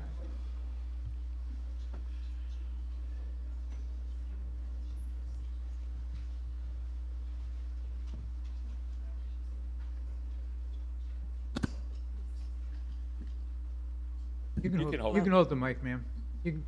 I do better if it's in the stand. Okay. Irene Watson, Messenger Street, Toms River. My son's dog was rescued just this past summer. It was very efficient. He got out of the yard. I was babysitting for his daughter. We drove around the neighborhood for about an hour. I finally called my son. He called down to the Toms River shelter. A neighbor of his saw the dog. The police came and picked up the dog within a few minutes. He was taken to the animal shelter. He was booked. My son came and posted bail, and he was returned home, I would say, within a half an hour. So I'm very happy with the service that the Toms River Animal Shelter and whatever provided for my son's dog. Thank you. Thank you.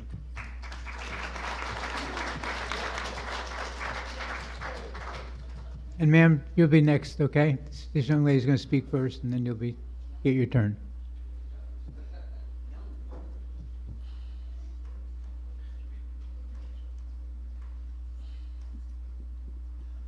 Hi, I'm Liz Dorick, Pheasant Lane, Toms River. Well, obviously Toms River. I just wanted to, I don't know if we're allowed to ask questions, but when I looked up, when I saw on the agenda that this contract was going to be awarded to this A Academy, I did do a quick peruse of their website, and I didn't notice them talk at all about any kind of animal control for domestic animals that might get loose. And I'm just concerned that if they're like specializing in raccoons and And wildlife animal, that's a different animal. And I know that with our animal control officers in town, they do wear a badge and they do hold authority. And I think that that helps in situations where you have a violent dog and a situation like that.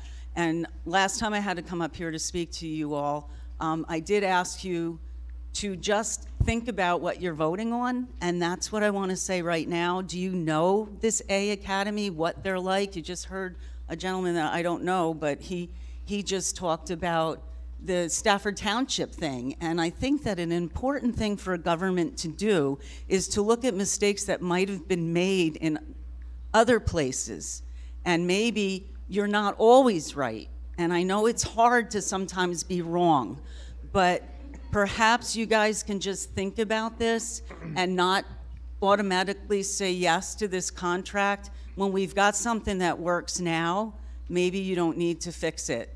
And that's just my thoughts, not as a peanut gallery member, but as a resident of Toms River, a proud resident of Toms River, a resident that votes and that would like to be listened to, and more importantly, to be heard. Because you give us time to talk. I'm just asking you guys to really listen and to hear what we're asking. Don't just automatically vote for this outsourcing. Outsourcing doesn't always work. It really doesn't. They don't have a real concern for us and our town. And I thank you very much for your time tonight. Thank you. Thank you. I'd like to say something too. Councilman Nicholson? Yeah, I'd like to say something right now. I think we should table this for more consideration.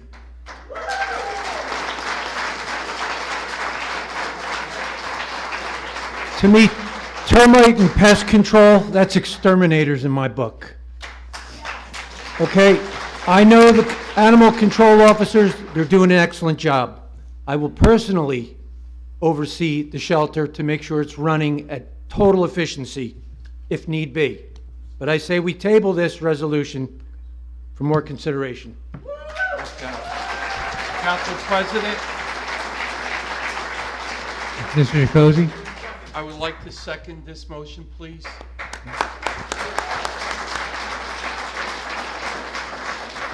Take a vote. A motion to table item I has been made by Councilman Iveson and seconded by Councilman Sokozy. Councilman Iveson? Yes. Councilman Sokozy? Absolutely, yes. Councilman Lamb? No. Councilman Loebman? I think there's enough discussion here to warrant tabling it and doing it again. Let's talk about it a little bit. I would be very interested in seeing how many staff are with this A company and looking a little bit more into it. I don't have any objections to passing it, so I'll say no. I mean, yes, I'm sorry, what the vote is, Yes. to table it, right? Yes, So table it. table it, All right, yes. motion to table. Okay. Yeah. Okay, that- Councilman Quinlisk? Yes. Council Vice President O'Toole?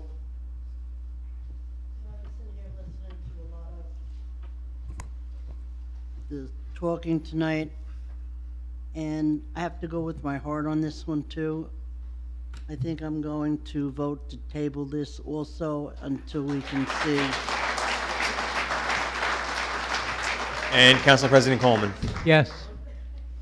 Item I has been tabled indefinitely or to a future meeting? We should put a time limit on it where we can sit down and look at all avenues. I say we table it indefinitely. Mr. McGuckin, is that?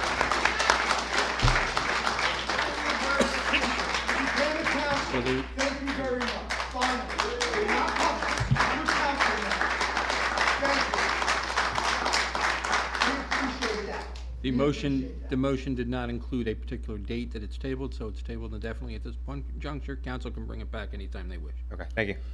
That's what the council does. Absolutely correct. Okay, moving on to Resolution J. Okay, that was me, I believe? Yes. Okay, Dave, go ahead.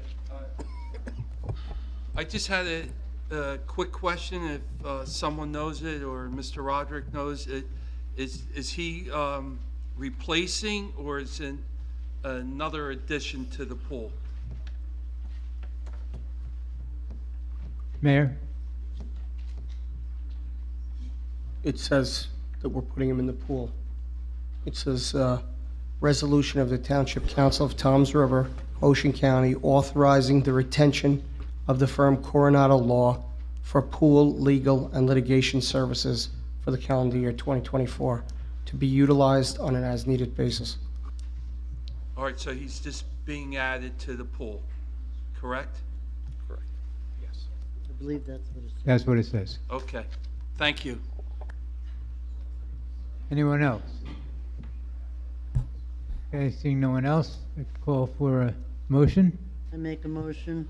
I'll second the motion. Motion is made by Council Vice President O'Toole and seconded by Councilman Nivison. Council Vice President O'Toole? Yes. Councilman Nivison? Yes. Councilman Sekozy? I'm going to vote yes, but it seems like we're adding a lot of legal law firms everywhere, so I vote yes. Councilman Lamb? Yes. Councilman Loebman? Yes. Councilman Quinless? Yes. Council President Coleman? Yes. Moving to the reports. Got a motion to approve the the reports on Motion to item move the 11? reports. Second. Sorry, who made the motion? Councilman Nivison? Councilman Quinless? Motion is made by Councilman Quinless and seconded by Councilman Loebman. Councilman Quinless? Yes. Councilman Loebman? Yes. Councilman Sekozy? These numbers are wonderful. Every department is up, as I can see, and I just want to say, if we would fix up Bailey Golf Course, the building and everything, these numbers would even be higher to put back into the infrastructure. So I vote yes on the reports. Councilman Lamb? Yes. Councilman Nivison? Yes. Council Vice President O'Toole? Yes. Council President Coleman? Yes. Moving to the approval of the bills. Can I have a motion to approve bills? I'll make the motion. I'll second the motion. A motion made by Councilman Loebman and seconded by Councilman Nivison. Councilman Loebman? Yes. Councilman Nivison? Yes. Councilman Sekozy? Yes. Councilman Lamb? Abstain from bill number 24-01461, and also abstain from all bills payable to the magistrate salaries, and yes to the balance. Councilman Quinless? I have to abstain from all bills payable to the Board of Fire Commissioners District 2 and Remington Vernick Engineers. Yes to the balance. Council Vice President O'Toole? Yes.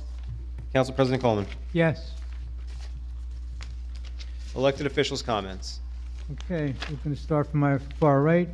Councilman Lamb? Thank you, Council President. Just want to say that I'm glad to report that we moved the kayak racks at Bayside Park to behind the tennis courts, and it's looking to shape up over there for the summer season. I'm actually going to be meeting with the trustees of the OBVTA sometime prior to April 20th. Then we have a public meeting on April 20th, so I should have some any complaints or any issues we have to bring up at the next council meeting. That's all this evening. Thank you. Thank you. Councilman Quinlick? Well, before I got here tonight, I was wondering how Mr. Roderick was going to put some sort of victory spin on the repeal of the police ordinance, and I guess we got what the best spin he can come up with. It's the people's responsibility to keep the government in check, and clearly that's what happened here today. The ordinance that handcuffed our police department was wrong from its inception, and it never should have happened. We have one of the best police departments, best police officers, best citizen staff, and above all, leadership that keep this department running lean and efficient, and has been doing so since well before the efficiency study that was done over 20 years ago.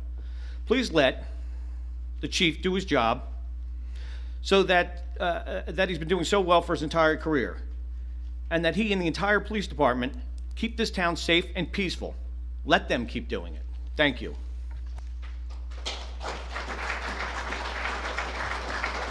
Councilman Logan? I have no public comment. Okay. Councilman Nivison? No comment this time. Dave? Okay. I want to thank everyone again, and I'm going to keep saying it.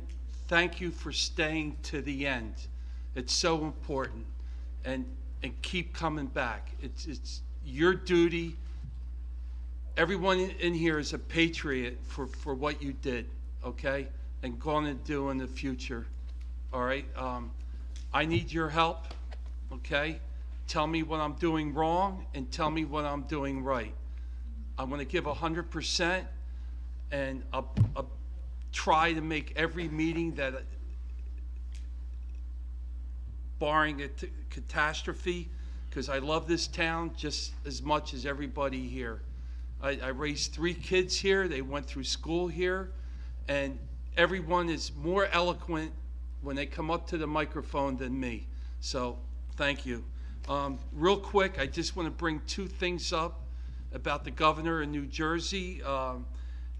He said a couple of crazy things about our school system, that we should close 1 high school and 1 middle school.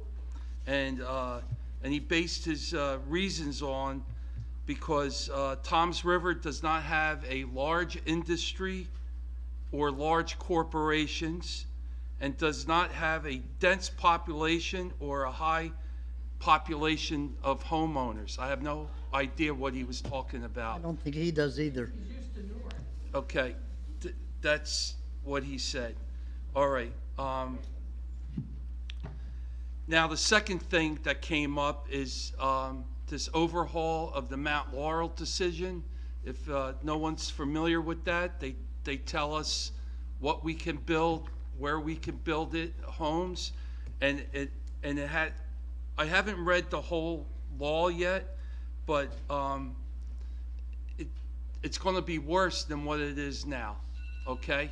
So basically, Trenton's going to tell us what to build, how much, and where, and it's out of the court's hands. And the governor said he's going to enforce it and make compliance about it. Okay. All right.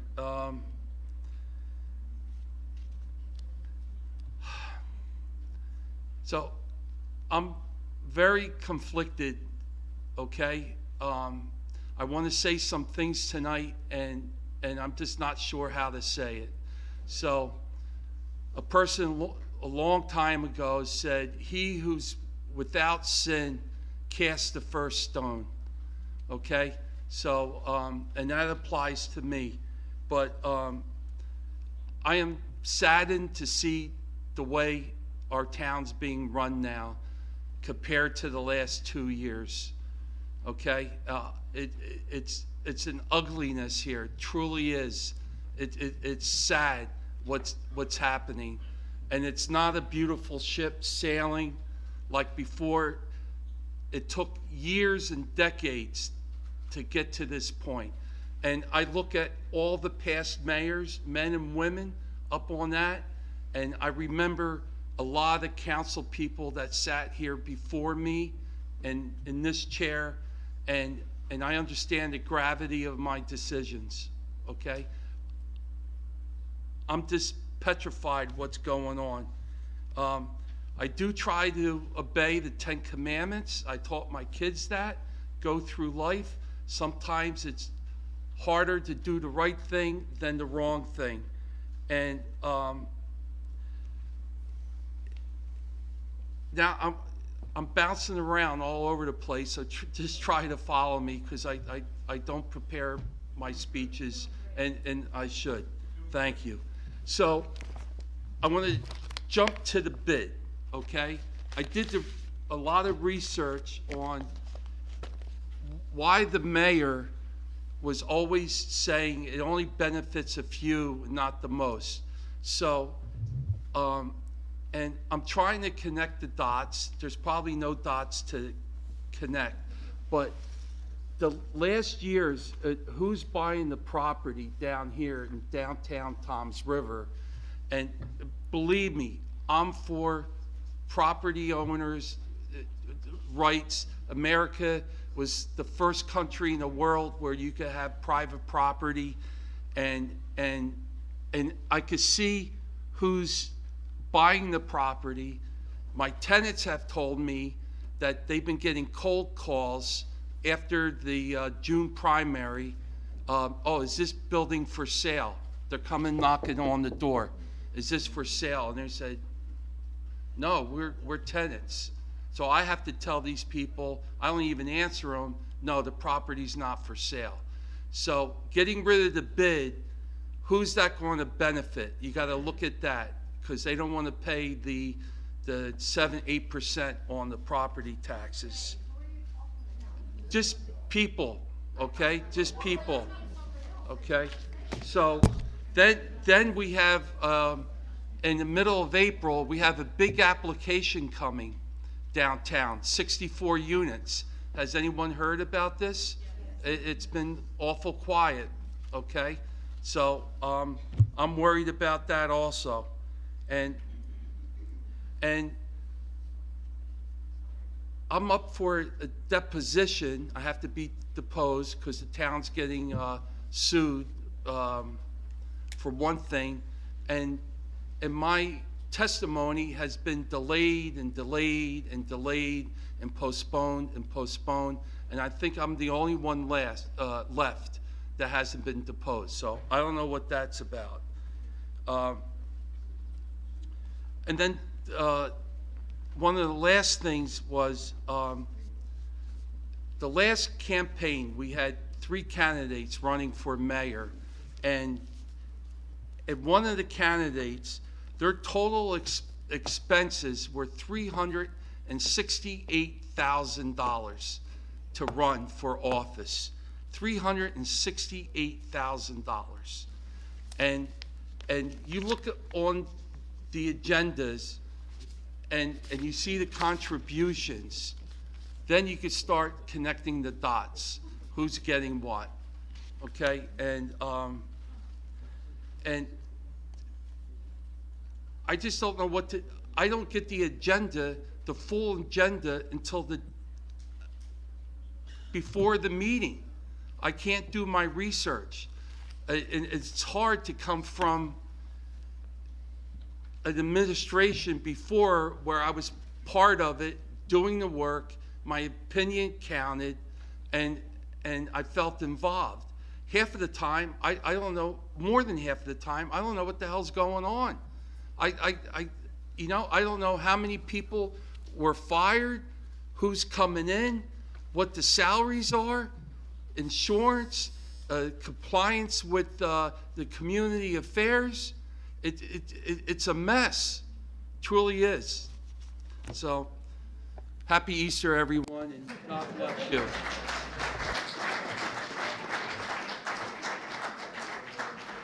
Councilwoman O'Toole?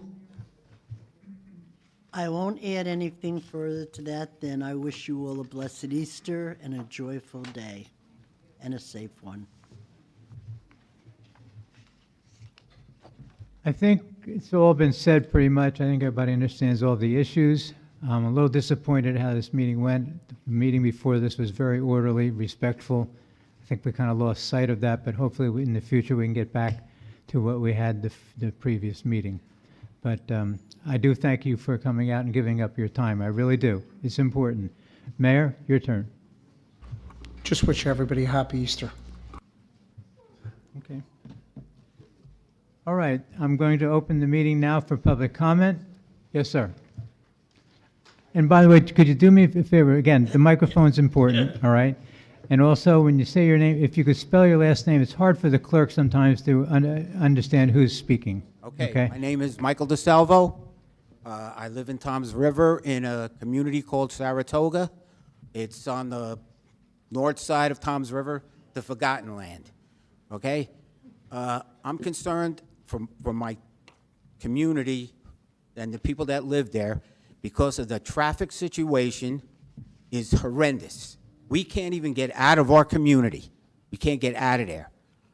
It's a small community. You, whatever our zoning board, or you okayed a 15-acre office complex there that comes into our community. We're now having problems with water drainage because of these things. and they don't respect our community. This company comes through our community with their construction trucks. Cars come through and cut through constantly. We're just like a community that's in dire need of somebody caring. What was the name of your community again? I'm sorry. Saratoga. Saratoga? It's in North Dover on Whitesville and Route 70. You know, I don't know if any of you have gone there and seen what's being built there, okay? It's 100 feet away from my home that was okayed. That's what's happened in Toms River. That's what you're talking about. It's right in my backyard. It's going to be in back of your backyard because the construction and what's going up in Toms River is ungodly. It's ridiculous what you've okayed, and it's creating a safety hazard for us. There's already been people killed on Whitesville Road over there, and I noticed that two lights have gone up on Whitesville on Stevens and Riverwood over there. 27 years I've been here, nothing's ever been done. There's no new construction, so why are they putting all of this stuff? Why is all the construction going up on Whitesville Road? Are they changing pipes and stuff for what? Whitesville is a county road, so all of the lights and such that you see is, all the county takes care of that, so it's not Toms River. All right, but it's in Toms River. It is, but. Okay. I'm sorry. Mr. McGuckin, you wanted to say something? I did, that was me. Well, it's I just want to say, the reason why they're changing all the traffic patterns on Whitesville Road and on Old Freehold Road is because they're trying to lessen the traffic load on Route 9, and that's between the county and the state. They came up with that plan. Right, but we're residents of Toms River, so what are you going to do for us? You may want to attend a county meeting and bring that up. I think that would be appropriate. All right, so what else, what are you going to do for us? That's what I'm trying to say. You need to go and attend. I pay a- my taxes in Toms River. I understand that. But it's Toms Do River you is have any not on the ideas? road. I don't want to go talking to 50 million people. We're open to your ideas. Okay. And as for all of the development, the new members of council want on a platform against all Yeah, of the we, development. none of us voted for None of that us voted for the, and I office voted complex against, you're talking, I know the office complex Well, I you're feel talking like about. I'm being chased from my home. I voted against every development when I was on council, so did Councilman Lamb, and the new members of council And won. I understand that, what's his name? Who was the head engineer at the time? He Yeah, retired? Mr. Sikosi, he was on the planning board for like a decade. Who was David Roberts? Okay. David Roberts was the engineer, or 12 years. on the planning board at the time this was okayed, and he retired right after the project was okayed. Like, that's a coincidence. And I was here at another meeting then where another engineer who retired just right after that project was Well, okayed. we're going to grab control of the overdevelopment. We're going to put a stop to it. I've appointed a whole new planning board. As Mr. Sikosi said, he was on that planning board for 12 years. It approved an avalanche of development. This council and myself, we won on a platform against the development. As of now, there is no development that we've approved. So we agree with you as far as being against well, the who's development. But responsible? once something is being built, there's nothing really that we can do, right? It's been Well, approved. you could manage what they're doing there. I mean, it's a 15-acre monstrosity that it intrudes into our neighborhood. There's no fencing up. Their stuff is all over the place, all over our community. They do what they want to do. There's 6 buildings going up over there. How? Mr. Pasquarello? All right, well, somebody get out there, because nobody's, I'm not going to go chasing after people. Maybe. Have you tried calling in a complaint about any of the building stuff? Not yet. Well, Not yet. If you could always, if you see something, say something. Well, you know? And I now will. you are, so we'll send somebody to take a look. Okay, thank you.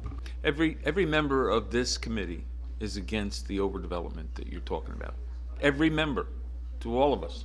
Nobody wants that to happen. Well, two But of them there's some things- voted for it all. It's not an There's some improvement. things It's that not we an can't- improvement. I know Drive down it's- Route 9, what's going Some of up? that stuff is, if it's zoned for what they're doing, and they're coming in accordance with it without a lot of variables to it, so that the Board of Adjustment doesn't have to get involved in special reasons variances. If it's zoned for it and they don't have the variances, they're approved to do it because there's nothing really that can make us stop it. It's approved for that zone, and they're constructing it with, we don't have the control to tell them, no, they can't build on their own property if it's not something requesting a variance. We just don't have the ability to tell somebody. No, I mean, it's impossible. This country isn't run by what's going on. Sorry. But we are definitely against it. Yeah, I'll talk to you. Oh, my gosh.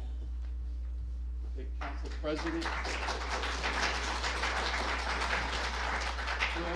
I have 6 years of every planning board meeting that I chaired right here, okay? Who showed up within 200 feet, what the vote was, who voted what, and there was no sweetheart deals here. So anytime you find a sweetheart deal, show me and we'll go through it, okay? And we'll go from there. Dave, you voted to Okay. Dave, you voted to give a ma'am? 30-year property tax abatement for 10-story buildings downtown, and you gave the property to him for $1. I would say that's a hell of a sweetheart deal. And you voted for that, sir. Gentlemen, we're at the, $4,000 a year. we are at property public tax. comment at this time. Let's get back on track. Ma'am? My name is Eileen Sipple. I live in Saratoga condominiums on Arlington Drive. This is my first attendance of a council meeting, and I'm shocked. You guys, this is embarrassing. No professional decorum. I mean, what the hell? This is embarrassing. But what I want to say is, you have to listen to us, especially you, you're our ward councilman. We can't get out of our development anymore due to the overdevelopment that's been going on in the 22 years I've lived here. You've allowed it. Where the flea market was and the houses, when they open up, we're gonna be Route 9 on Route 70. We can't get out of Whitesville Road without fearing for our lives. Go to the county, go to the state. What do you think we've been doing? No one's listening. No one's listening. You're sitting here fighting with each other. It's freaking embarrassing. We need some help. You need to come to one of our meetings at Saratoga. I am the board president. We handle our meetings a whole lot better than you guys.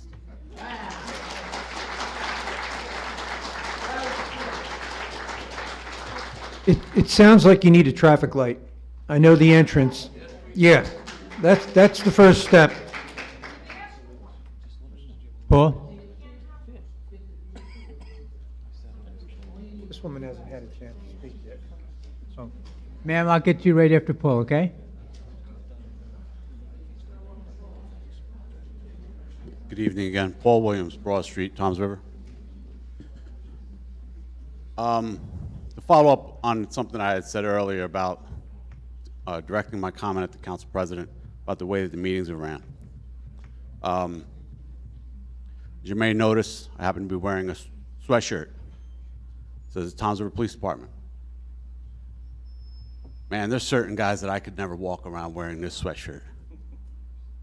I'd be in a world of hurting because of the background that I have.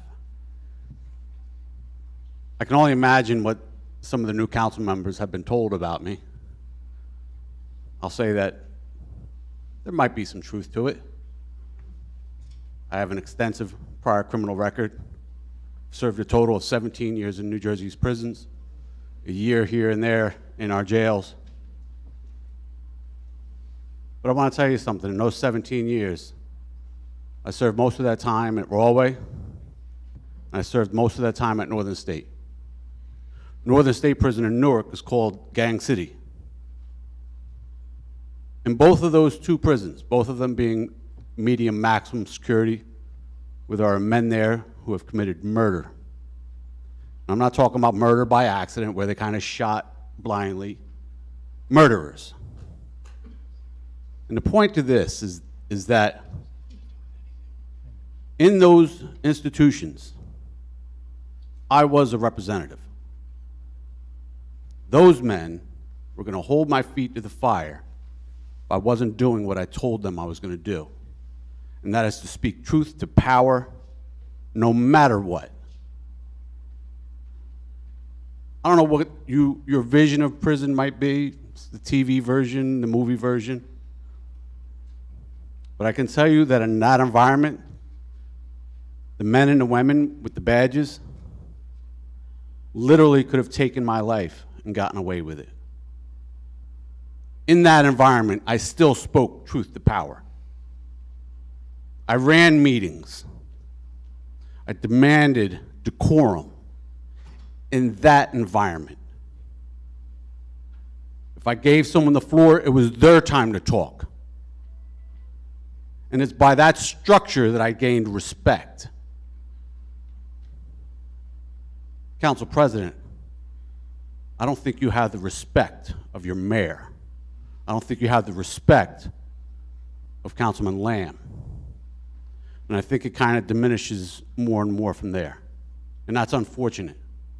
Because as the council president, and I would love to sit down with you and talk to you at length about it, and maybe enlighten you to some of the things that you probably have not been told about the tremendous amount of power you have as the council president about the items that go on the agenda, the items that aren't going to be on the agenda, who gets to talk, who doesn't get to talk, when they get to talk. You are our council president. And as much as it seems like I'm overly criticizing you, I'm saying it from a heartfelt place. I get it, you've only been here 3 months. But I also know that you're considerably older than me, and that you haven't been at council meetings in all the years that I've been here. The same with your other new electees. You guys haven't been here. I would encourage you to go on the Township YouTube channel and watch some of those meetings from the prior administration, except for maybe when Mayor Kelleher was the mayor. He was kind of like a Roderick, sort of. But the prior administration is a thing for our mayor. He constantly likes to harp about the prior administration and call people here that they're basically, molehills, whatever. Since you didn't come to the meetings in all the years, you don't know how ardently I was opposed to the development on our waterfront in downtown Toms River. That to this day, I still support an appropriate way, if it can happen, the mayor's agenda to stop that development. And I say that to say this. I'm like an umpire. I'm going to call balls and strikes. I have no agenda. I'm on the losing team as a Democrat in Toms River, right? But I'm going to stay a Democrat because I'm not a quitter. But I call balls and strikes. When my party's wrong, I say they're wrong. When Republicans are wrong, I say they're wrong. But I hope that helps you understand where I come from a little bit. Thank you. Well, I just have one thing to say. Yes. One of your comments, and I don't think you meant it to be mean, I've never really told anybody that they couldn't speak. I've tried to stop arguments, but I've never told anybody that they couldn't When speak. people are out, let me suggest this, sir. When people are out of order, like you said, it applies for council members, probably the mayor too, and the general public. I have yet to see you exercise that power on anyone except me. Paul, I'm just saying one thing. I said I never stopped anybody from speaking. That's all I said, okay? You should, sir. Thank you. Oh, wait a minute. Ma'am, you were next. I'm sorry.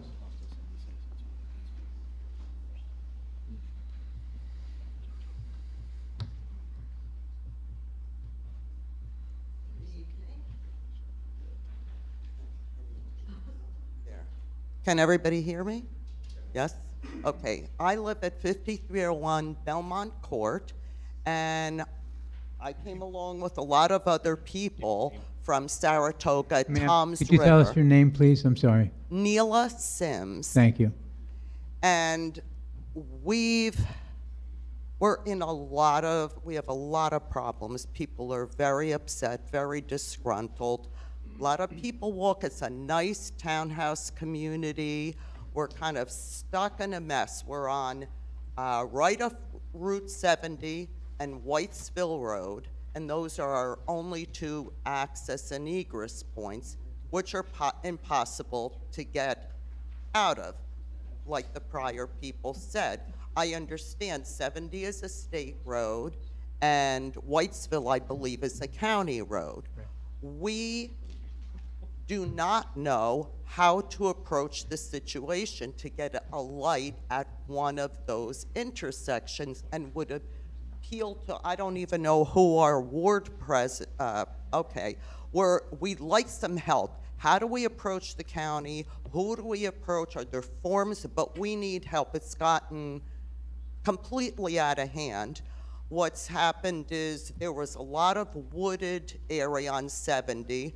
First, they let a storage facility come right into our backyard, and then they let, on the other side of our entrance, they let I think it's 6 buildings, 4 and 5 stories, office buildings. Now, what's happened there is, this is another problem besides the traffic situation, getting in and out. What's happened there is all the construction vehicles are coming through our community, which is a private road. Our main road is Yale, which we maintain, we snow plow, we cut the grass, we do everything. I think we get a rebate from the township, but we maintain it. But the majority of it is private. The other road is McPherson, and which starts out as a common road, and then where our community begins, it's a private road. We've posted up sign, we put up great big, we had them professionally done, no through traffic, this is a private road.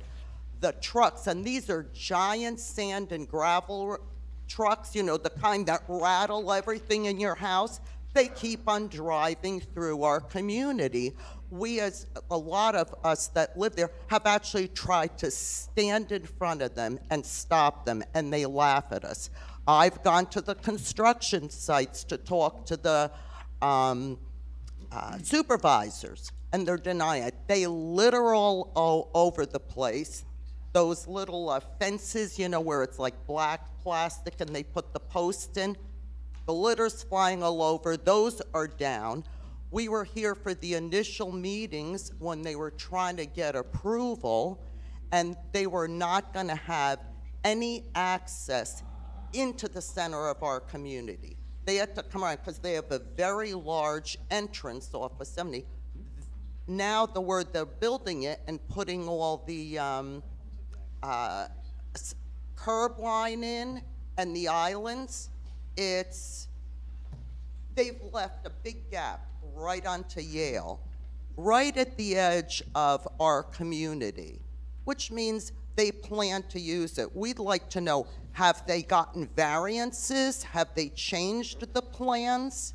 Are they gonna have access? I mean, they made a lot of problems, but I've learned the hard way that you can't believe anything that developers tell you, and you have to be on top of them every single minute, because they just go off and do what they want, and then, oh, it's too late, and then the towns will buckle and say, well, it was built, and we're asking for help. It's a mess there. We're at, like, do we call the police when they come through with their big trucks barreling through? But what, are we gonna station the police? We put the big signs up, we've stopped them, they ignore us. You may want to try calling the police to see if you have any recourse.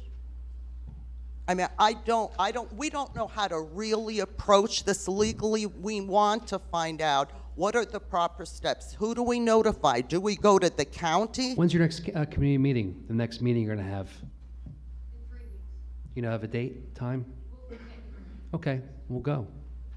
All right, can you please, you're our ward representative, right? And anybody else, you're very welcome. We're gonna keep. You know, a lot of people are too shy to come to, I don't know why, but they're too shy to come to a board meeting. And we have a big, I mean, there's so many other things, the traffic flow, I won't even get into that. When you come to our meeting, we'll tell you about the flow. There's just, nobody's gonna be able to get anywhere. Thank you.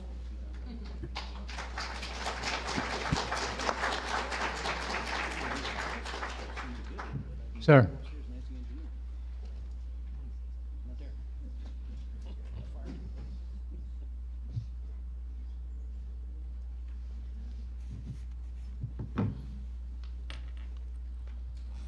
Dennis Galanti, Cherokee Court, Toms River. So, I'm not understanding that you approved the lease of the animal shelter, and yet, thank you for tabling to outsource the animal officers, control officers. Isn't that one and the same, though? Aren't they interlocked together and working out of the same building? To me, that doesn't make any sense. So, it's basically getting rid of the animal shelter. Now, there was $1 million in donations, but there's also another $1 million plus for a trust fund. I understand besides washers and dryers and, you know, taking care of the cages, where is that money gonna go? Where, that by statute or by law, I think, those donations are not allowed, they're specific for that purpose, and they're not allowed to be redistributed. Is that correct? So it would depend upon what the donation is and what the legal instrument is that provides the donation. The $1 million itself, well, I think also the trust fund, both of them were specifically donations for a purpose. That I don't know. All I can tell you is that the donation from Ms. Pine in her will is being reviewed to determine what has to be done or not done with it. And that'll be done. What's that? We're reviewing that now. Okay. What happened to the past meetings archived on the Toms River website? Certain ones just vanished. Where'd they go? And why? Why were they removed? You've asked me this before. Sorry? You've asked us this before. No one removed, did you remove No, I anything? don't think I did. You did, you asked me in the back of the room 2 meetings ago. It might have been for one, there was something missing, but now there seems to be more. Maybe you could just, if I spoke to you in the back, maybe you can address my question for the audience. I'm not aware of anybody taking anything down. How far back did those meetings go? A couple weeks, maybe 2 or 3, 4 meetings past. Okay, we'll look at it. Okay. When are we going to have our proposed 2024 budget? From the DCA, I have the timing of when that budget is supposed to be. You asked me that as well, too. I'll ask you again if I can. Sure, you can ask again. The budget is due in April. It is. Yes. Were we granted an extension of time by the, The budget will be out very soon. because I have the timing scheduled by law. So tell me what the timing schedule is by law. Okay. Got it.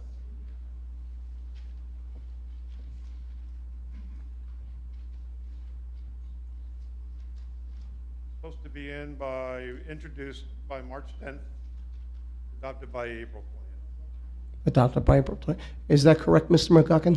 I don't recall the specific date, but the townships do not introduce their budgets until the state aid figures are finalized. I don't believe, they certainly are not available by March 10th. And they have been available or will be shortly available. I don't even know if we've gotten them yet. Okay, well, this is the only information I have from the DCA. I looked for the bid, I looked for their budget, and that is not online. But not only is the proposed, I know it's coming up before the council, but the 2023 budget also is not online. And I called them up to find out why, and I was given a, like, well, who are you? Was the question I was asked. So that is also part of the township, is it correct, bid? No, the bid is a private entity. Okay.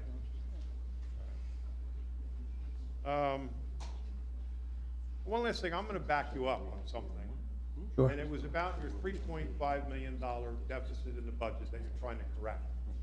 I understand that, but it seems like, you know, a lot of things are going by the wayside just to be able to save money. Okay, I get all that, and I know what you're trying to do as far as what I see, say, you know, the $3.5 million, because the lack of the tax increases in the last year, the year before that, the year before that, I believe were subsidized by all the revenues that we got from the American Rescue Plan funds, different CBDG grants, and when I looked at the budget, and I looked at the full budget, all those figures were there, and that was a lot of money. So if that budget was supported by those revenues then, and it's gone now, I can understand what you're trying to do. I just don't You mean- the way you're doing it. I'm sorry that you feel that way. At the end of the day, I think I've been clear about the animal shelter as far as why I did that. I think I've been clear about our need for EMS, and I think you know that there is no other money unless I raise taxes. So this council and I made a promise that we were going to right this ship, and that's what we're doing. That requires tough decisions. But, you know, everybody wants something, right? But at the end of the day, we, as a governing body and as an administration, have to do what's best for everyone, and that's what we're going to do. You're going to outsource, for instance, like our engineering, and if the public had... I didn't outsource our engineering willingly. We had in-house. In-house left. It's very difficult to get a qualified person. It is not difficult to get a qualified firm. The firms gobble up the engineers because they can pay better than we pay. And that's just how it goes. So we have 9 firms that we work with, and I think it's a good idea, and it saves more money. So I don't see what the problem is. Actually, some of the biggest complaints that we have in this town were all related to engineering, right? They were building department complaints, CO complaints, all that was part of the community, all that was under the branch of the, umbrella rather, of the Department of Community Development. So residents weren't happy with that department. I mean, that's for sure. Justin and I have listened to complaints for several years and years and years. So I think what we're doing is the right thing, Mr. Galante. Okay. My time is up. I did have a whole statement of view that I took off the internet about decorum of public meetings, but I'll save that for next. First of all, I was talking about the public, but I'm also going to bring forward the rest of it talking about the council and the mayor. Thank you. Yes, sir.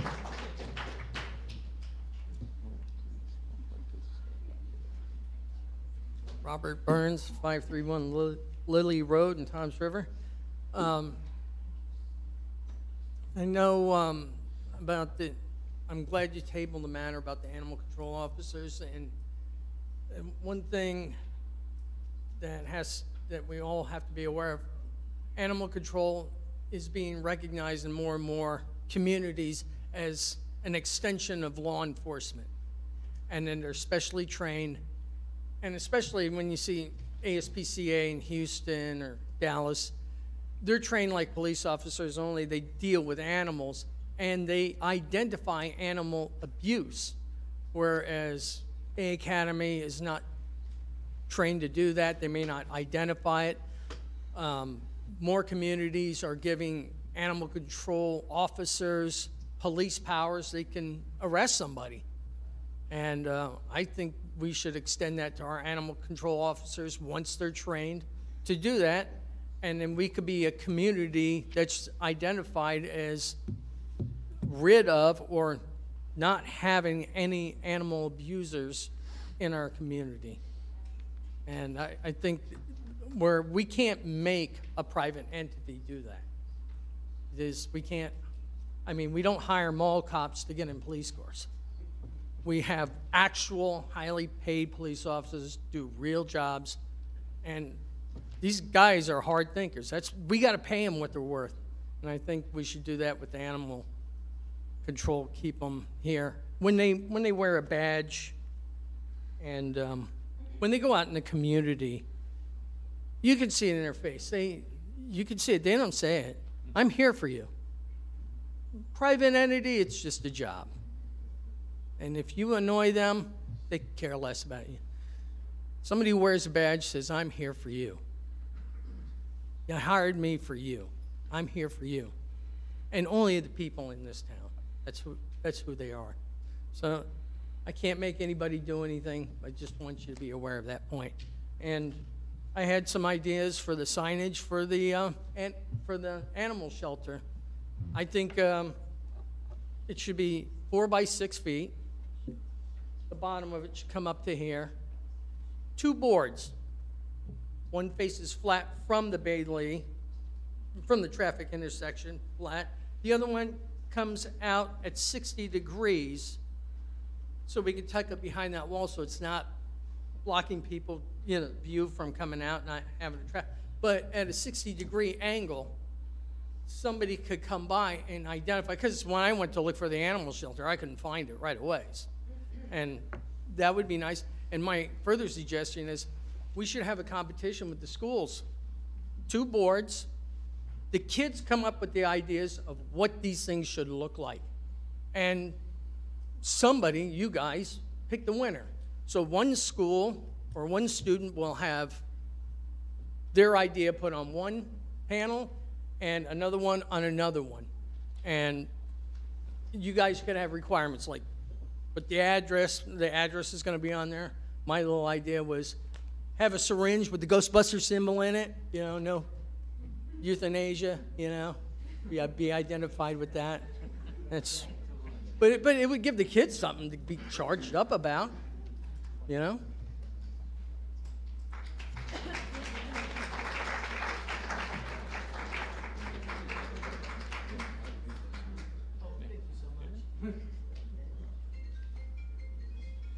Carlos Amonsor, 11 Winningham. A lot better, I gotta say, but we gotta communicate better. We gotta work together. Now, as a businessman, I like to hire local people for local jobs to keep the money in town. When you hire outsider, that money goes outside. It's not the same. We need to create more jobs in town for the people like me to apply for. You guys are well educated. You guys have college degrees, MBAs, and all this other stuff. I don't. We need to create those jobs that these guys are doing and maintain them here. Why?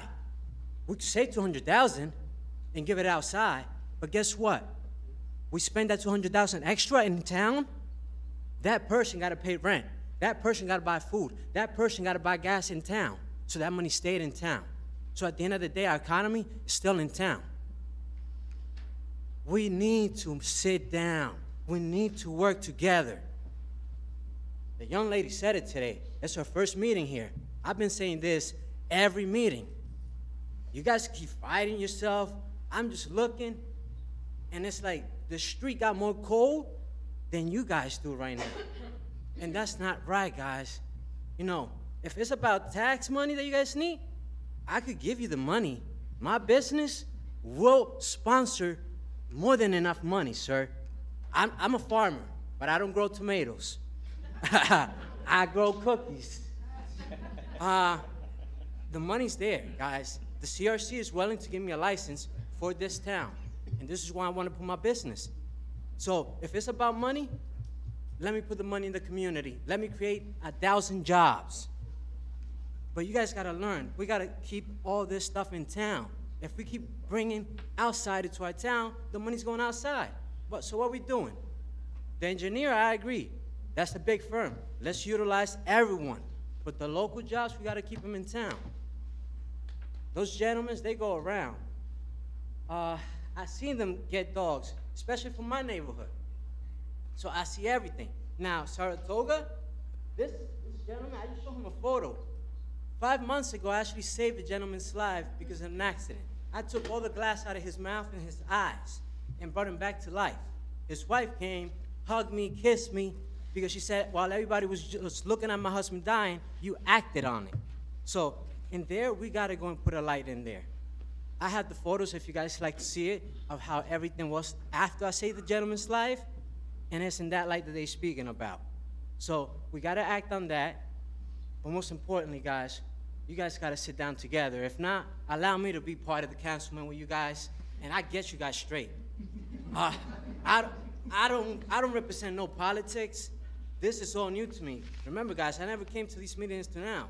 So everything that I'm doing is not for you guys. It's for my community. So I don't get too damn about, no disrespect to you guys, about the comfort that you guys got. That's not me. I do not care. Sir, I know your son. I have a lot of respect for your son, so I know who you are. Because I know your son personally. We did business together.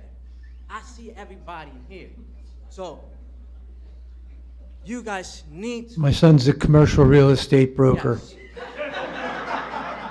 Well, listen, guys, he is. He leased him his business. Yes, and that was very good. So, at the end of the Nothing day, with the cookies.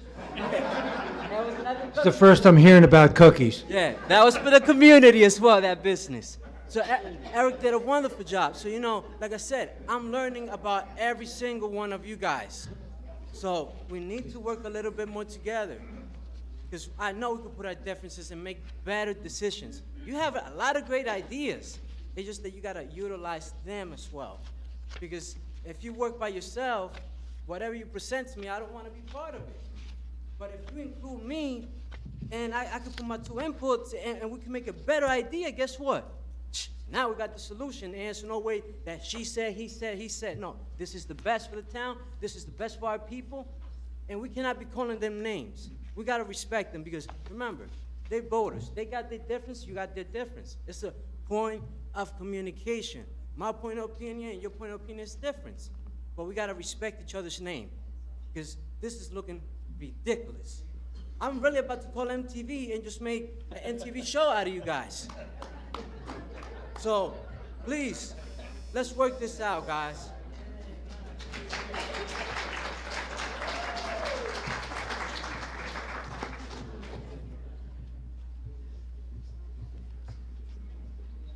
Mike? Mike, where are we on time? Was it? Yeah. Yes, sir. Yeah, Bob Tremolin, Messenger Street. Mr. Nipson, this comes back to something you and I talked about earlier in January, I believe it was. Gentleman made a comment before about the agendas and the council not knowing what they were doing. And I think you and I said that it would, you would push to see if the agendas got brought out earlier. Well, I looked at the agenda that came online at 5 o'clock tonight, and it's completely different than the one that I saw when I walked in the door and picked up the agenda tonight. And as a result, just out of curiosity, questions that were asked to the council, which the council should be asked to answer, should be able to answer, the score was council 0, Mayor Roderick 10. This is not a mayor's meeting. This is a council meeting, right? And Mr. Nipson, it comes back to what we said. You guys didn't have the agenda, so if you don't have the agenda, how can you prepare yourselves? When I got up and talked before, I said something about Ortley being an inlet, and I heard the mayor say something about, no, you can't open up an inlet in Ortley, I believe. And then Mr. Winnick got up here, and the mayor tried to talk to Mr. Winnick about tide, rise and flow. That's pretty good. Mr. Roderick, I guess, knows more than a marine engineer or a marine scientist like Mr. Winnick is. I'm also very tired of hearing made-up numbers. All right? I'm tired of hearing a half hour for a response for an ambulance. Yes, I'm over the beach. I work the beach in the summers. There are occasions when maybe you get 1 or 2 times a summer, not usually though, where it's a long time. All right, look at the statistics. The statistics don't say anything about a half hour. So when I read that, I went back to other notes that I got and flyers that came out during election time about 500 units going up downtown, 20 more apartment buildings going up, and they were made up stories. So we got more made up stories coming. I don't understand also, I can't fathom this. We had a $30,000 washer dryer commercial at the animal shelter that couldn't get through the doors until somehow you got it through the door. Did the door get bigger? The washer and dryer gets more? I can't buy all the, I'm just tired of lies, okay? Numbers being thrown out there, and here we go. Here goes the mayor, yes, you can wave and everything over there. Excuse me. No, I'm talking. You wanted an answer. No, I don't want an answer. I didn't ask a question. I didn't ask any question. Yeah, you did. My comment is this. You would like to throw, you keep threatening people here. When the mayor is challenged, have you ever noticed how he gets defensive and starts yelling and hollering? Why don't you throw him out? Why don't you talk to him and tell him to be quiet? I do. Okay, next time, throw them out. Set an example.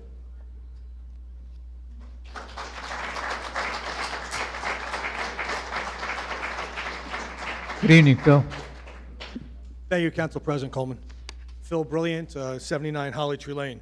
So to start off, I want to give a big thanks to our clerk, Mr. Cruglio, for what you did.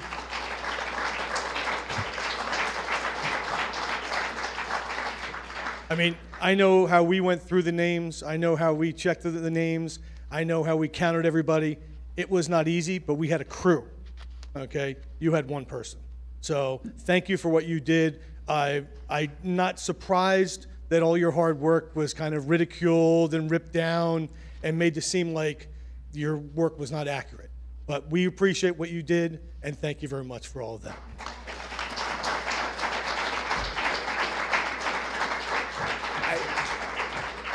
I wasn't surprised tonight. I actually had a couple bets with people. I had a feeling it was going to be repealed. I'm happy. I hope that Chief Little and the superiors at the police department get the opportunity to manage their department. They have done a phenomenal job. I think when your chief of police is being asked by other towns throughout this country to come speak and talk about what he did here in Toms River when he started Toms River United and other things to bring this town together when there was unrest, he should be commended. He should not be ripped up in the paper, and he should never have his job taken away from him.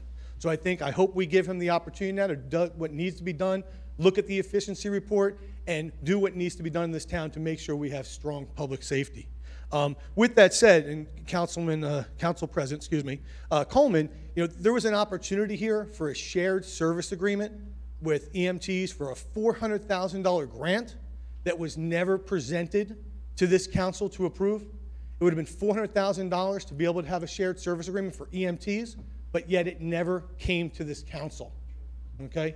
An opportunity that would have been that money could have been saved from this town to get from DCA. Tonight I heard that we have EMTs, we're giving Completely raises. false. I didn't ask the question. No, but you made a statement that was I did. completely inaccurate. No, that's not.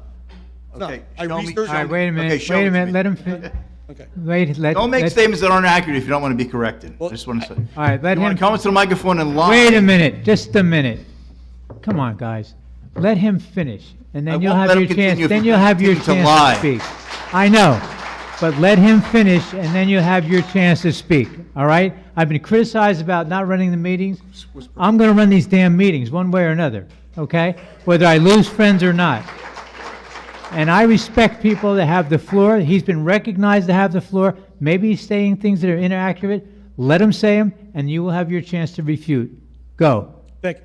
And tonight I'm glad to hear we're raising some salaries for EMTs. Maybe we can get more people in. But that's going to throw off some of the numbers that we originally heard. I'd love to know what those numbers will be. Hopefully we'll see in the budget where they all come out to. I think this microphone's getting lower. Also, I want to go through my thing. Do we know at this current time this is a question, who is the certified purchasing agent for Toms River? Who is that? Sorry, say again. Her name is Cassie Caparelli. Thank you. Who is the director of engineering? We just appointed Morgan tonight.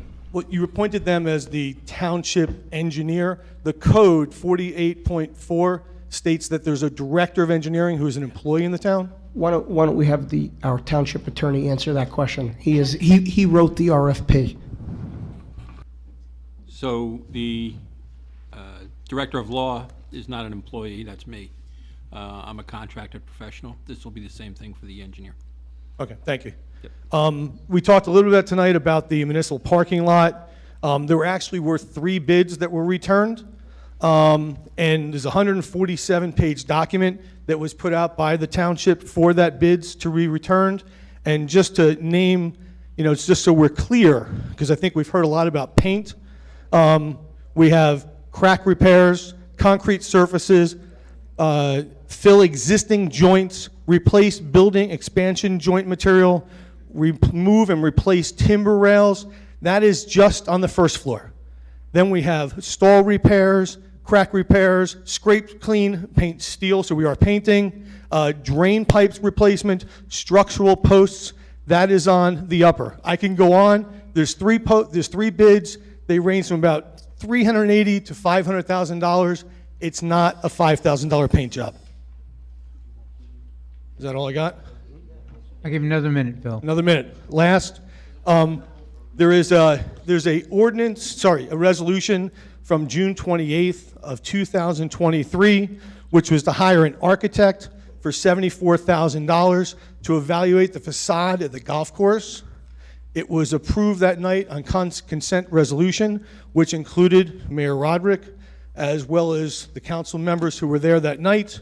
It then put forth a RFP that went forward, and then the work to be done, yes, was about, the lowest bid was $389,000 to replace the facade. There was architectural block. There were some other options there. It's not just about replacing one side of siding. Just wanted to bring that to the record because I think it goes back to the fact that when we're voting on things at this council, we should really try to get these documents. And I didn't have it last month because we got the agenda too late, but it's always at your fingertips to be able to do it. It's really interesting to look at the bids. Thank you very much for the time, Councilman Coleman. Bill? We have an executive session, but if you can hang around, I'd like to talk to you for a minute. Okay, no problem. Thank you. Thank you.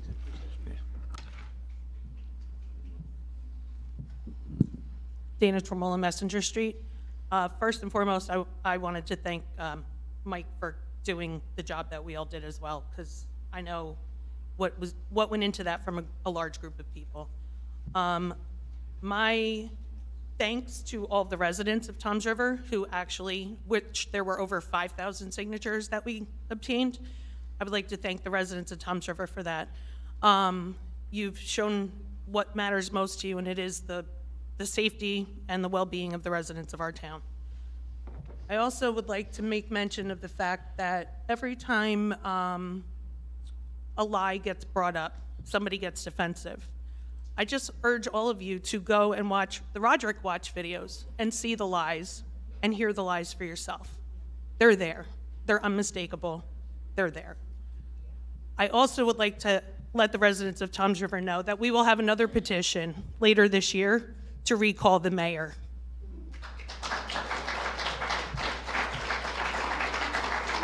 Sir. Richard Chulo, Adams Avenue here in Toms River. Justin, I wanted to thank you for taking a few minutes to speak with me in the planning office the other day. I think we talked on a topic we both maybe agreed on. I subsequently emailed you, Council President Coleman, and the mayor regarding accessibility to documents before the planning board and zoning board. I further referred you to, if you can imagine, the way that Lakewood Township is as transparent of a municipality as I've ever seen when it comes to land use applications. Here in Toms River, it's not easy to put together a small army of people who want to join you in a fight to stop development in the town, because getting access to that information, the application, engineer's letter, site plans, surveys, it's Oprah requests, it's a full-time job.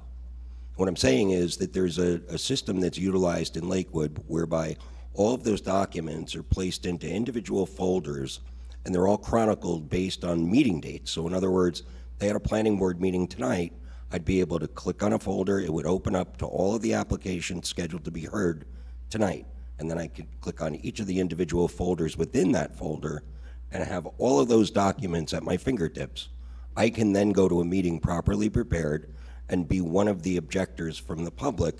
You'd be surprised how effective we can be if we have the tools. So it's just my hope that you will at least consider some modernization of those documents. The second point that I would like to make, and feel free to correct me if I'm wrong, the ordinance that you rescinded tonight called for a maximum staffing of the Toms River Police Department at 159 men. The previous ordinance that was on the books at the time, prior to that being adopted, was a 162-man department. At this point, I heard what I think was a very defiant mayor saying, I don't really care what happened with the ordinance. At the end of the day, I control this. So my question through the chair for the mayor is it the intention of the mayor to keep that staffing level at 162, not necessarily backfill the captain's positions, but at least hire patrolmen to keep the number at 162, or are you going to force that number to 159? Would you like him to answer that, sir? What's that? Would you like him to answer that? I would love for him to answer Okay, it. yeah. Mayor? Well, as far as the ordinance, if you read the ordinance, it sets limits on each Understood. position type. So you couldn't add beyond what that limit would be. So to answer your question, no, you couldn't do that. So if you have the 2 captains gone, you can't just add 2 additional police at the bottom. Unless those police were Class 2s, you could add Class 2s because they're not governed by the ordinance. But the ordinance would not allow you to exceed the number of patrolmen that are designated. Again, it's a number not to exceed. So 113, it doesn't say you shall have 113 officers. It says you can't exceed 113 officers. And that's because in lots of municipalities, they don't hire continually. You know, they wait until they need 10 people and then they train 10 people at once. That's the way it's usually done. I know here, well, different places do it differently. So no, in response to your question, and it's not about defiance, if those 2 captains' positions do not come back, you would not be able to expand beyond 113 unless you added more Class 2s. Okay. Would the council president grant me 1 extra minute to ask this question? As a follow-up, since the ordinance is now effectively dead and we're now back at the old ordinance, and that ordinance calls for 3 captain positions, which the mayor has now said he does not intend on backfilling, I guess my question is, would you consider either a new ordinance or an amendment to the existing ordinance that would allow for those 2 positions to be filled at the patrol level? That's something the council would consider. I don't even think that would be legal, but we'd have to ask Mr. McGuckin. Well, the council can change the number of any position within the ordinance currently by virtue of a new ordinance. So if they chose to do that, they could amend the ordinance to provide for additional patrolmen or sergeants or whatever they want to do. But I wouldn't be obligated to fill anything. That's correct. Understood. I don't know anybody who sits at that dais right now, or any person sitting in the chairs behind me, that wouldn't acknowledge that the Toms River Police Department is currently undermanned based on every report that has been presented to you. I'm sorry. I guess I'll stop. Again, if you would give some consideration to... I'd like to go home tonight. You're past your time. There's a 5-minute rule for a reason. You had an extended minute. You are I think we need to get remarkably government disrespectful. You know and the that, movement right? going. Are you the same Richard Chulo that went to jail for stealing money, or is Yes, that a that's different me. Richard Chulo? Okay. Consider yourself... All right. Consider yourself... Just wanted to Hey. clarify. Enough. I think you had your time, okay? I think people understand what you I said. have had my time. All right. And make thank sure you preserve the record of that comment. Got it. Thank you. Now I'm going to yell out of the audience and break rules of decorum. It's to the discretion of the council president when to extend time, when to stop time. And I did extend his time for 1 minute. Yes, For I did. 1 minute, and it was past the 1 minute. It was up to you to make the statement, not Mr. Salon. All right. Sir, you're up. Kevin McCormick, 53 Seabreeze Road. My issue is I'm being discouraged from performing maintenance to my home by township officials. Months ago, I had to replace the vinyl privacy paneling around an existing outdoor rinse-off that I have affixed to my house. Afterwards, a neighbor made several complaints to the town, and in order to have my privacy paneling torn down, I was issued a violation by construction, and I was also told per engineering that the paneling had to be torn down because it changed the definition into a shower, and this would not be permissible in a flood zone. None of this made sense to me. I went to the state. 2 DCA officials confirmed that, A, this work was ordinary maintenance and required no permits, no inspections, and also, B, the definition only changes if there is a drain for the shower, which it never had one. It just has the privacy paneling. The construction department of Toms River accepted this, but the engineering wouldn't budge. We requested some sort of ordinance or statute to support their assertion, and were given nothing. The previous business administrator we were put in touch with, he also requested something and got nothing as well. We were made aware at this time that the complaining neighbor was a building department inspector in a neighboring town. So at this time, we had to enlist a local attorney for help. 3 months and $8,000 later in attorney fees, the violation was ultimately withdrawn. No changes needed to be made, no permits or inspections were required, and there was nothing to ever support the baseless assertions by Toms River Engineering. I'm glad to see that we have a new engineering firm wherever it's going to be, but also I want to ask either this council or Mr. Salonis, what could I do in the future to prevent this from happening to my family again? Because it's not sustainable to pay thousands of dollars just to perform maintenance to my home. If somebody could please point me in the right Please direction. call down to town hall. We'll certainly address your problem. Okay. I'll give you my business card too. Okay. Mr. Salonis, I do have everything here if you want to see it. 3 months of hard work from Toms River Engineering. Yep. So would you say that outsourcing engineering was a good idea? Alan Alfano, Vaughn Avenue, Toms River.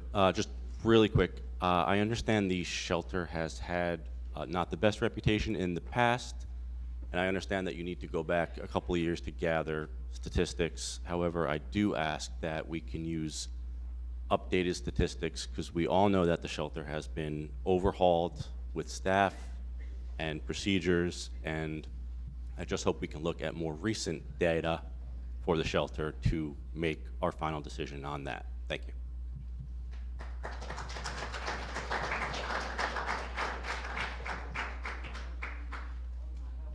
Hi, Chris. Not bad, yourself? Good. I have some hope for Mr. Nivison. Thank you, sir, for what you said, that you're willing to rethink the animal shelter. Academy is not the way to go. You can find out for yourself. Speak to the animal control people. A few others up here, I'm hopeful. I really think had Mr. Roderick, the mayor, not picked, in my opinion, a fight with the police department on day one and then gone to animal control, I think a lot of this, none of this is going on today. When we're going after the people that are helping people, that's a problem. But clearly, people have agendas, and I get it. But the police department is not going away, all right? He doesn't believe that supervisors are valued. He just doesn't. Now, the only person up here, actually, maybe Mr. Quinless, you're a fireman as well, and Mr. Lamb, police officer. The rest of you, no offense, Mr. McGuckin, how would you know what the staffing of any department would be? It wouldn't be these gentlemen. It would be somebody that's actually a first responder that would know the amount of people. And the department's been understaffed for over 20 years. That's pretty clear. Mr. Roderick speaks about boots on the ground. It's different than an EMT to a police officer. Hands down. You need more officers. I live off of 37 behind Donovan. The racing that goes on every day, every night, it's unsustainable. And they had 12 traffic safety people, Mr. Coleman. They have now 6. So you do the math. How are things, quality of life, going to get better when we have less officers on the street? And to, just to beat up the people that are making money, which were given this contract by some of the people sitting on this dais, it's not fair. But again, we're going to pick a fight with the people that are helping us. If you had chosen anybody other than the police or the dogs, I think a lot of this is not going on. But you, for whatever reason, think these are people that you claim to value, but you really don't value them, or you wouldn't be doing what you're doing. And the petition, which I guess somebody want to minimize, was a big effort, legitimately done. Thank you, sir. And we're not going to go away. We spoke up. And we're just asking for you all to listen, whether it be animal control, whatever. I don't think it's unreasonable. But for people to just sit up here and dismiss what's going on is wrong because, in every day life, there will come consequences from people's actions. And like you, Mr. Coleman, everybody, most of the people, there will be another election. So if you don't listen to us, we have the ability to vote you out. I actually would give everybody a chance up here if you would actually listen to what we're saying here. I don't need to agree with who you are or what you stand for, but I'd work with you, but we're not heading in a direction. One of the people, or no, it was Mr. Sikosi. He said it. It's sad, and it is. I love this town. My children go to the schools here, but I don't like where we're headed. So maybe you, Mr. Nivison, and a few others can be the voice of reason. Try to work together because you start taking away the police, everything else will fall in this town. I can assure you that, sir. I think we did listen, and that's why we tabled the resolution concerning animal control. We I did agree with you listen. there. In fact, I spoke to legal before Mr. Nivenson made that motion and asked him, would it be appropriate if I made the motion to table I heard that? you. Okay? And I did vote to table it. So obviously, we did hear you, we listened, and we'll take it from there. Departments of, and I'll just finish this up, and again, have a good Easter. The departments smaller than Toms River, probably 50% of Toms River, have 4 captains. So I just feel like they're being demonized because they got to this rank because they earned it, and they actually respond to calls, and now we're not going to fill those positions. There will be consequences to this, I can assure you. But going after the police is not the way to do business in Toms River. Thank you for listening.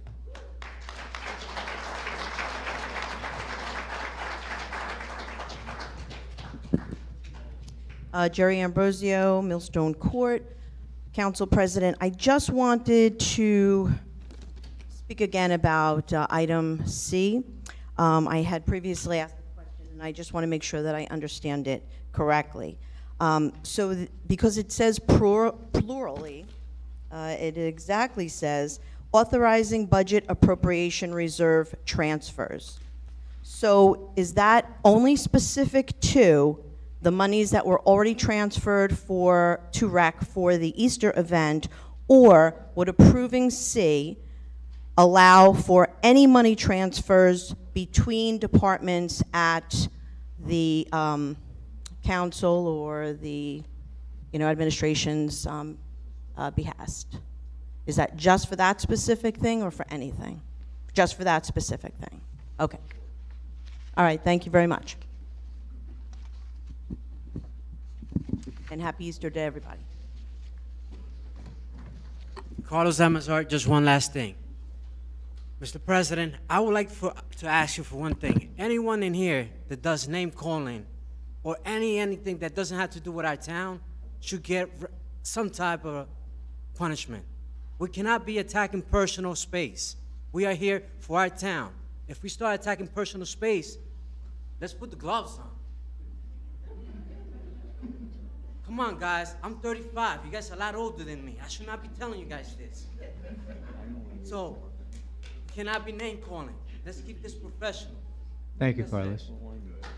Anybody else? Yes, ma'am.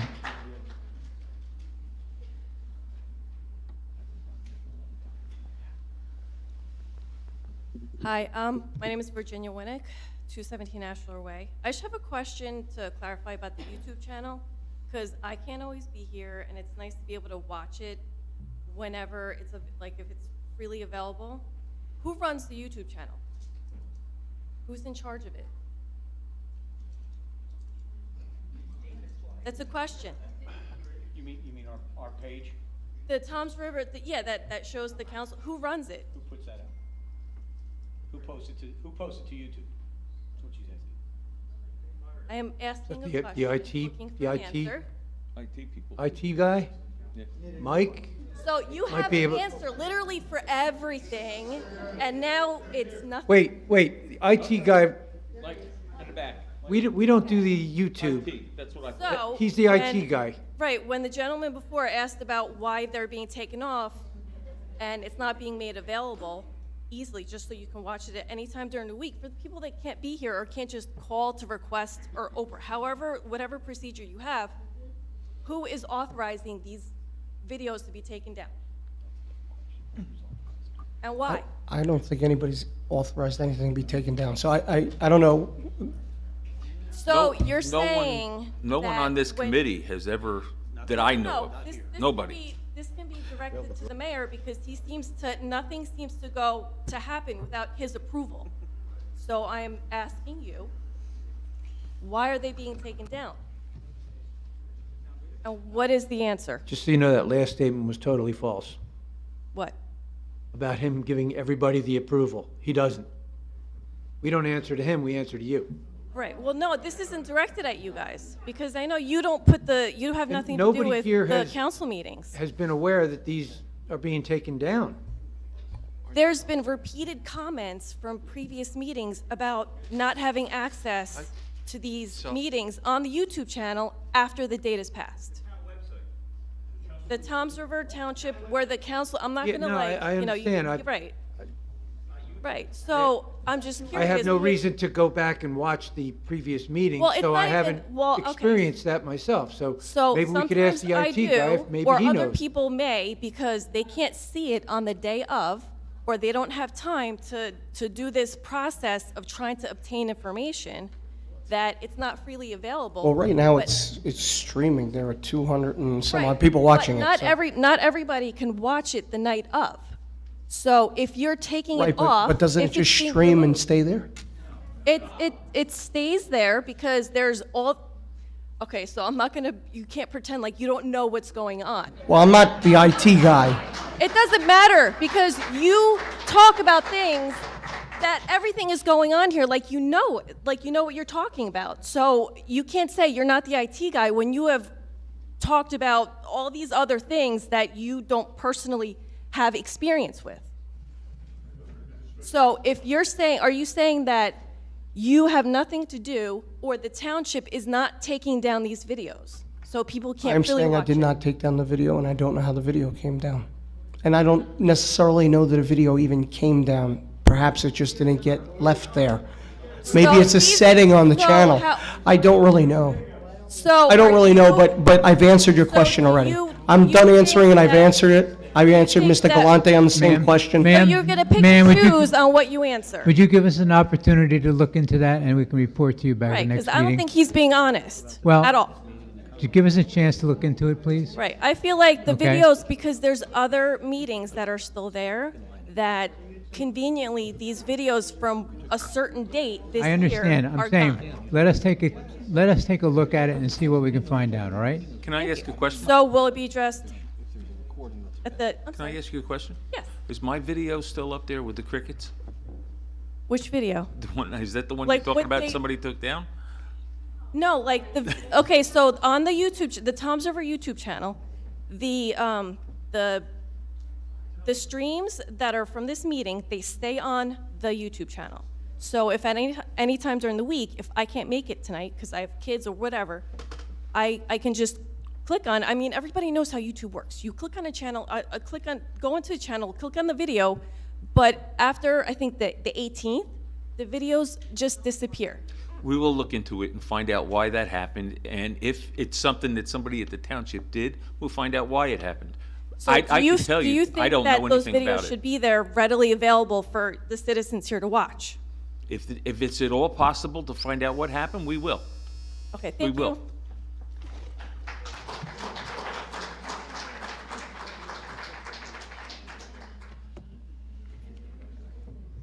Okay, seeing no other hands, I'm going to ask that we have a motion to adjourn the public comment portion of the meeting. Motion to close public comment. Second it. All in favor? Aye. All right, we do have a resolution for executive session. Yep, find it.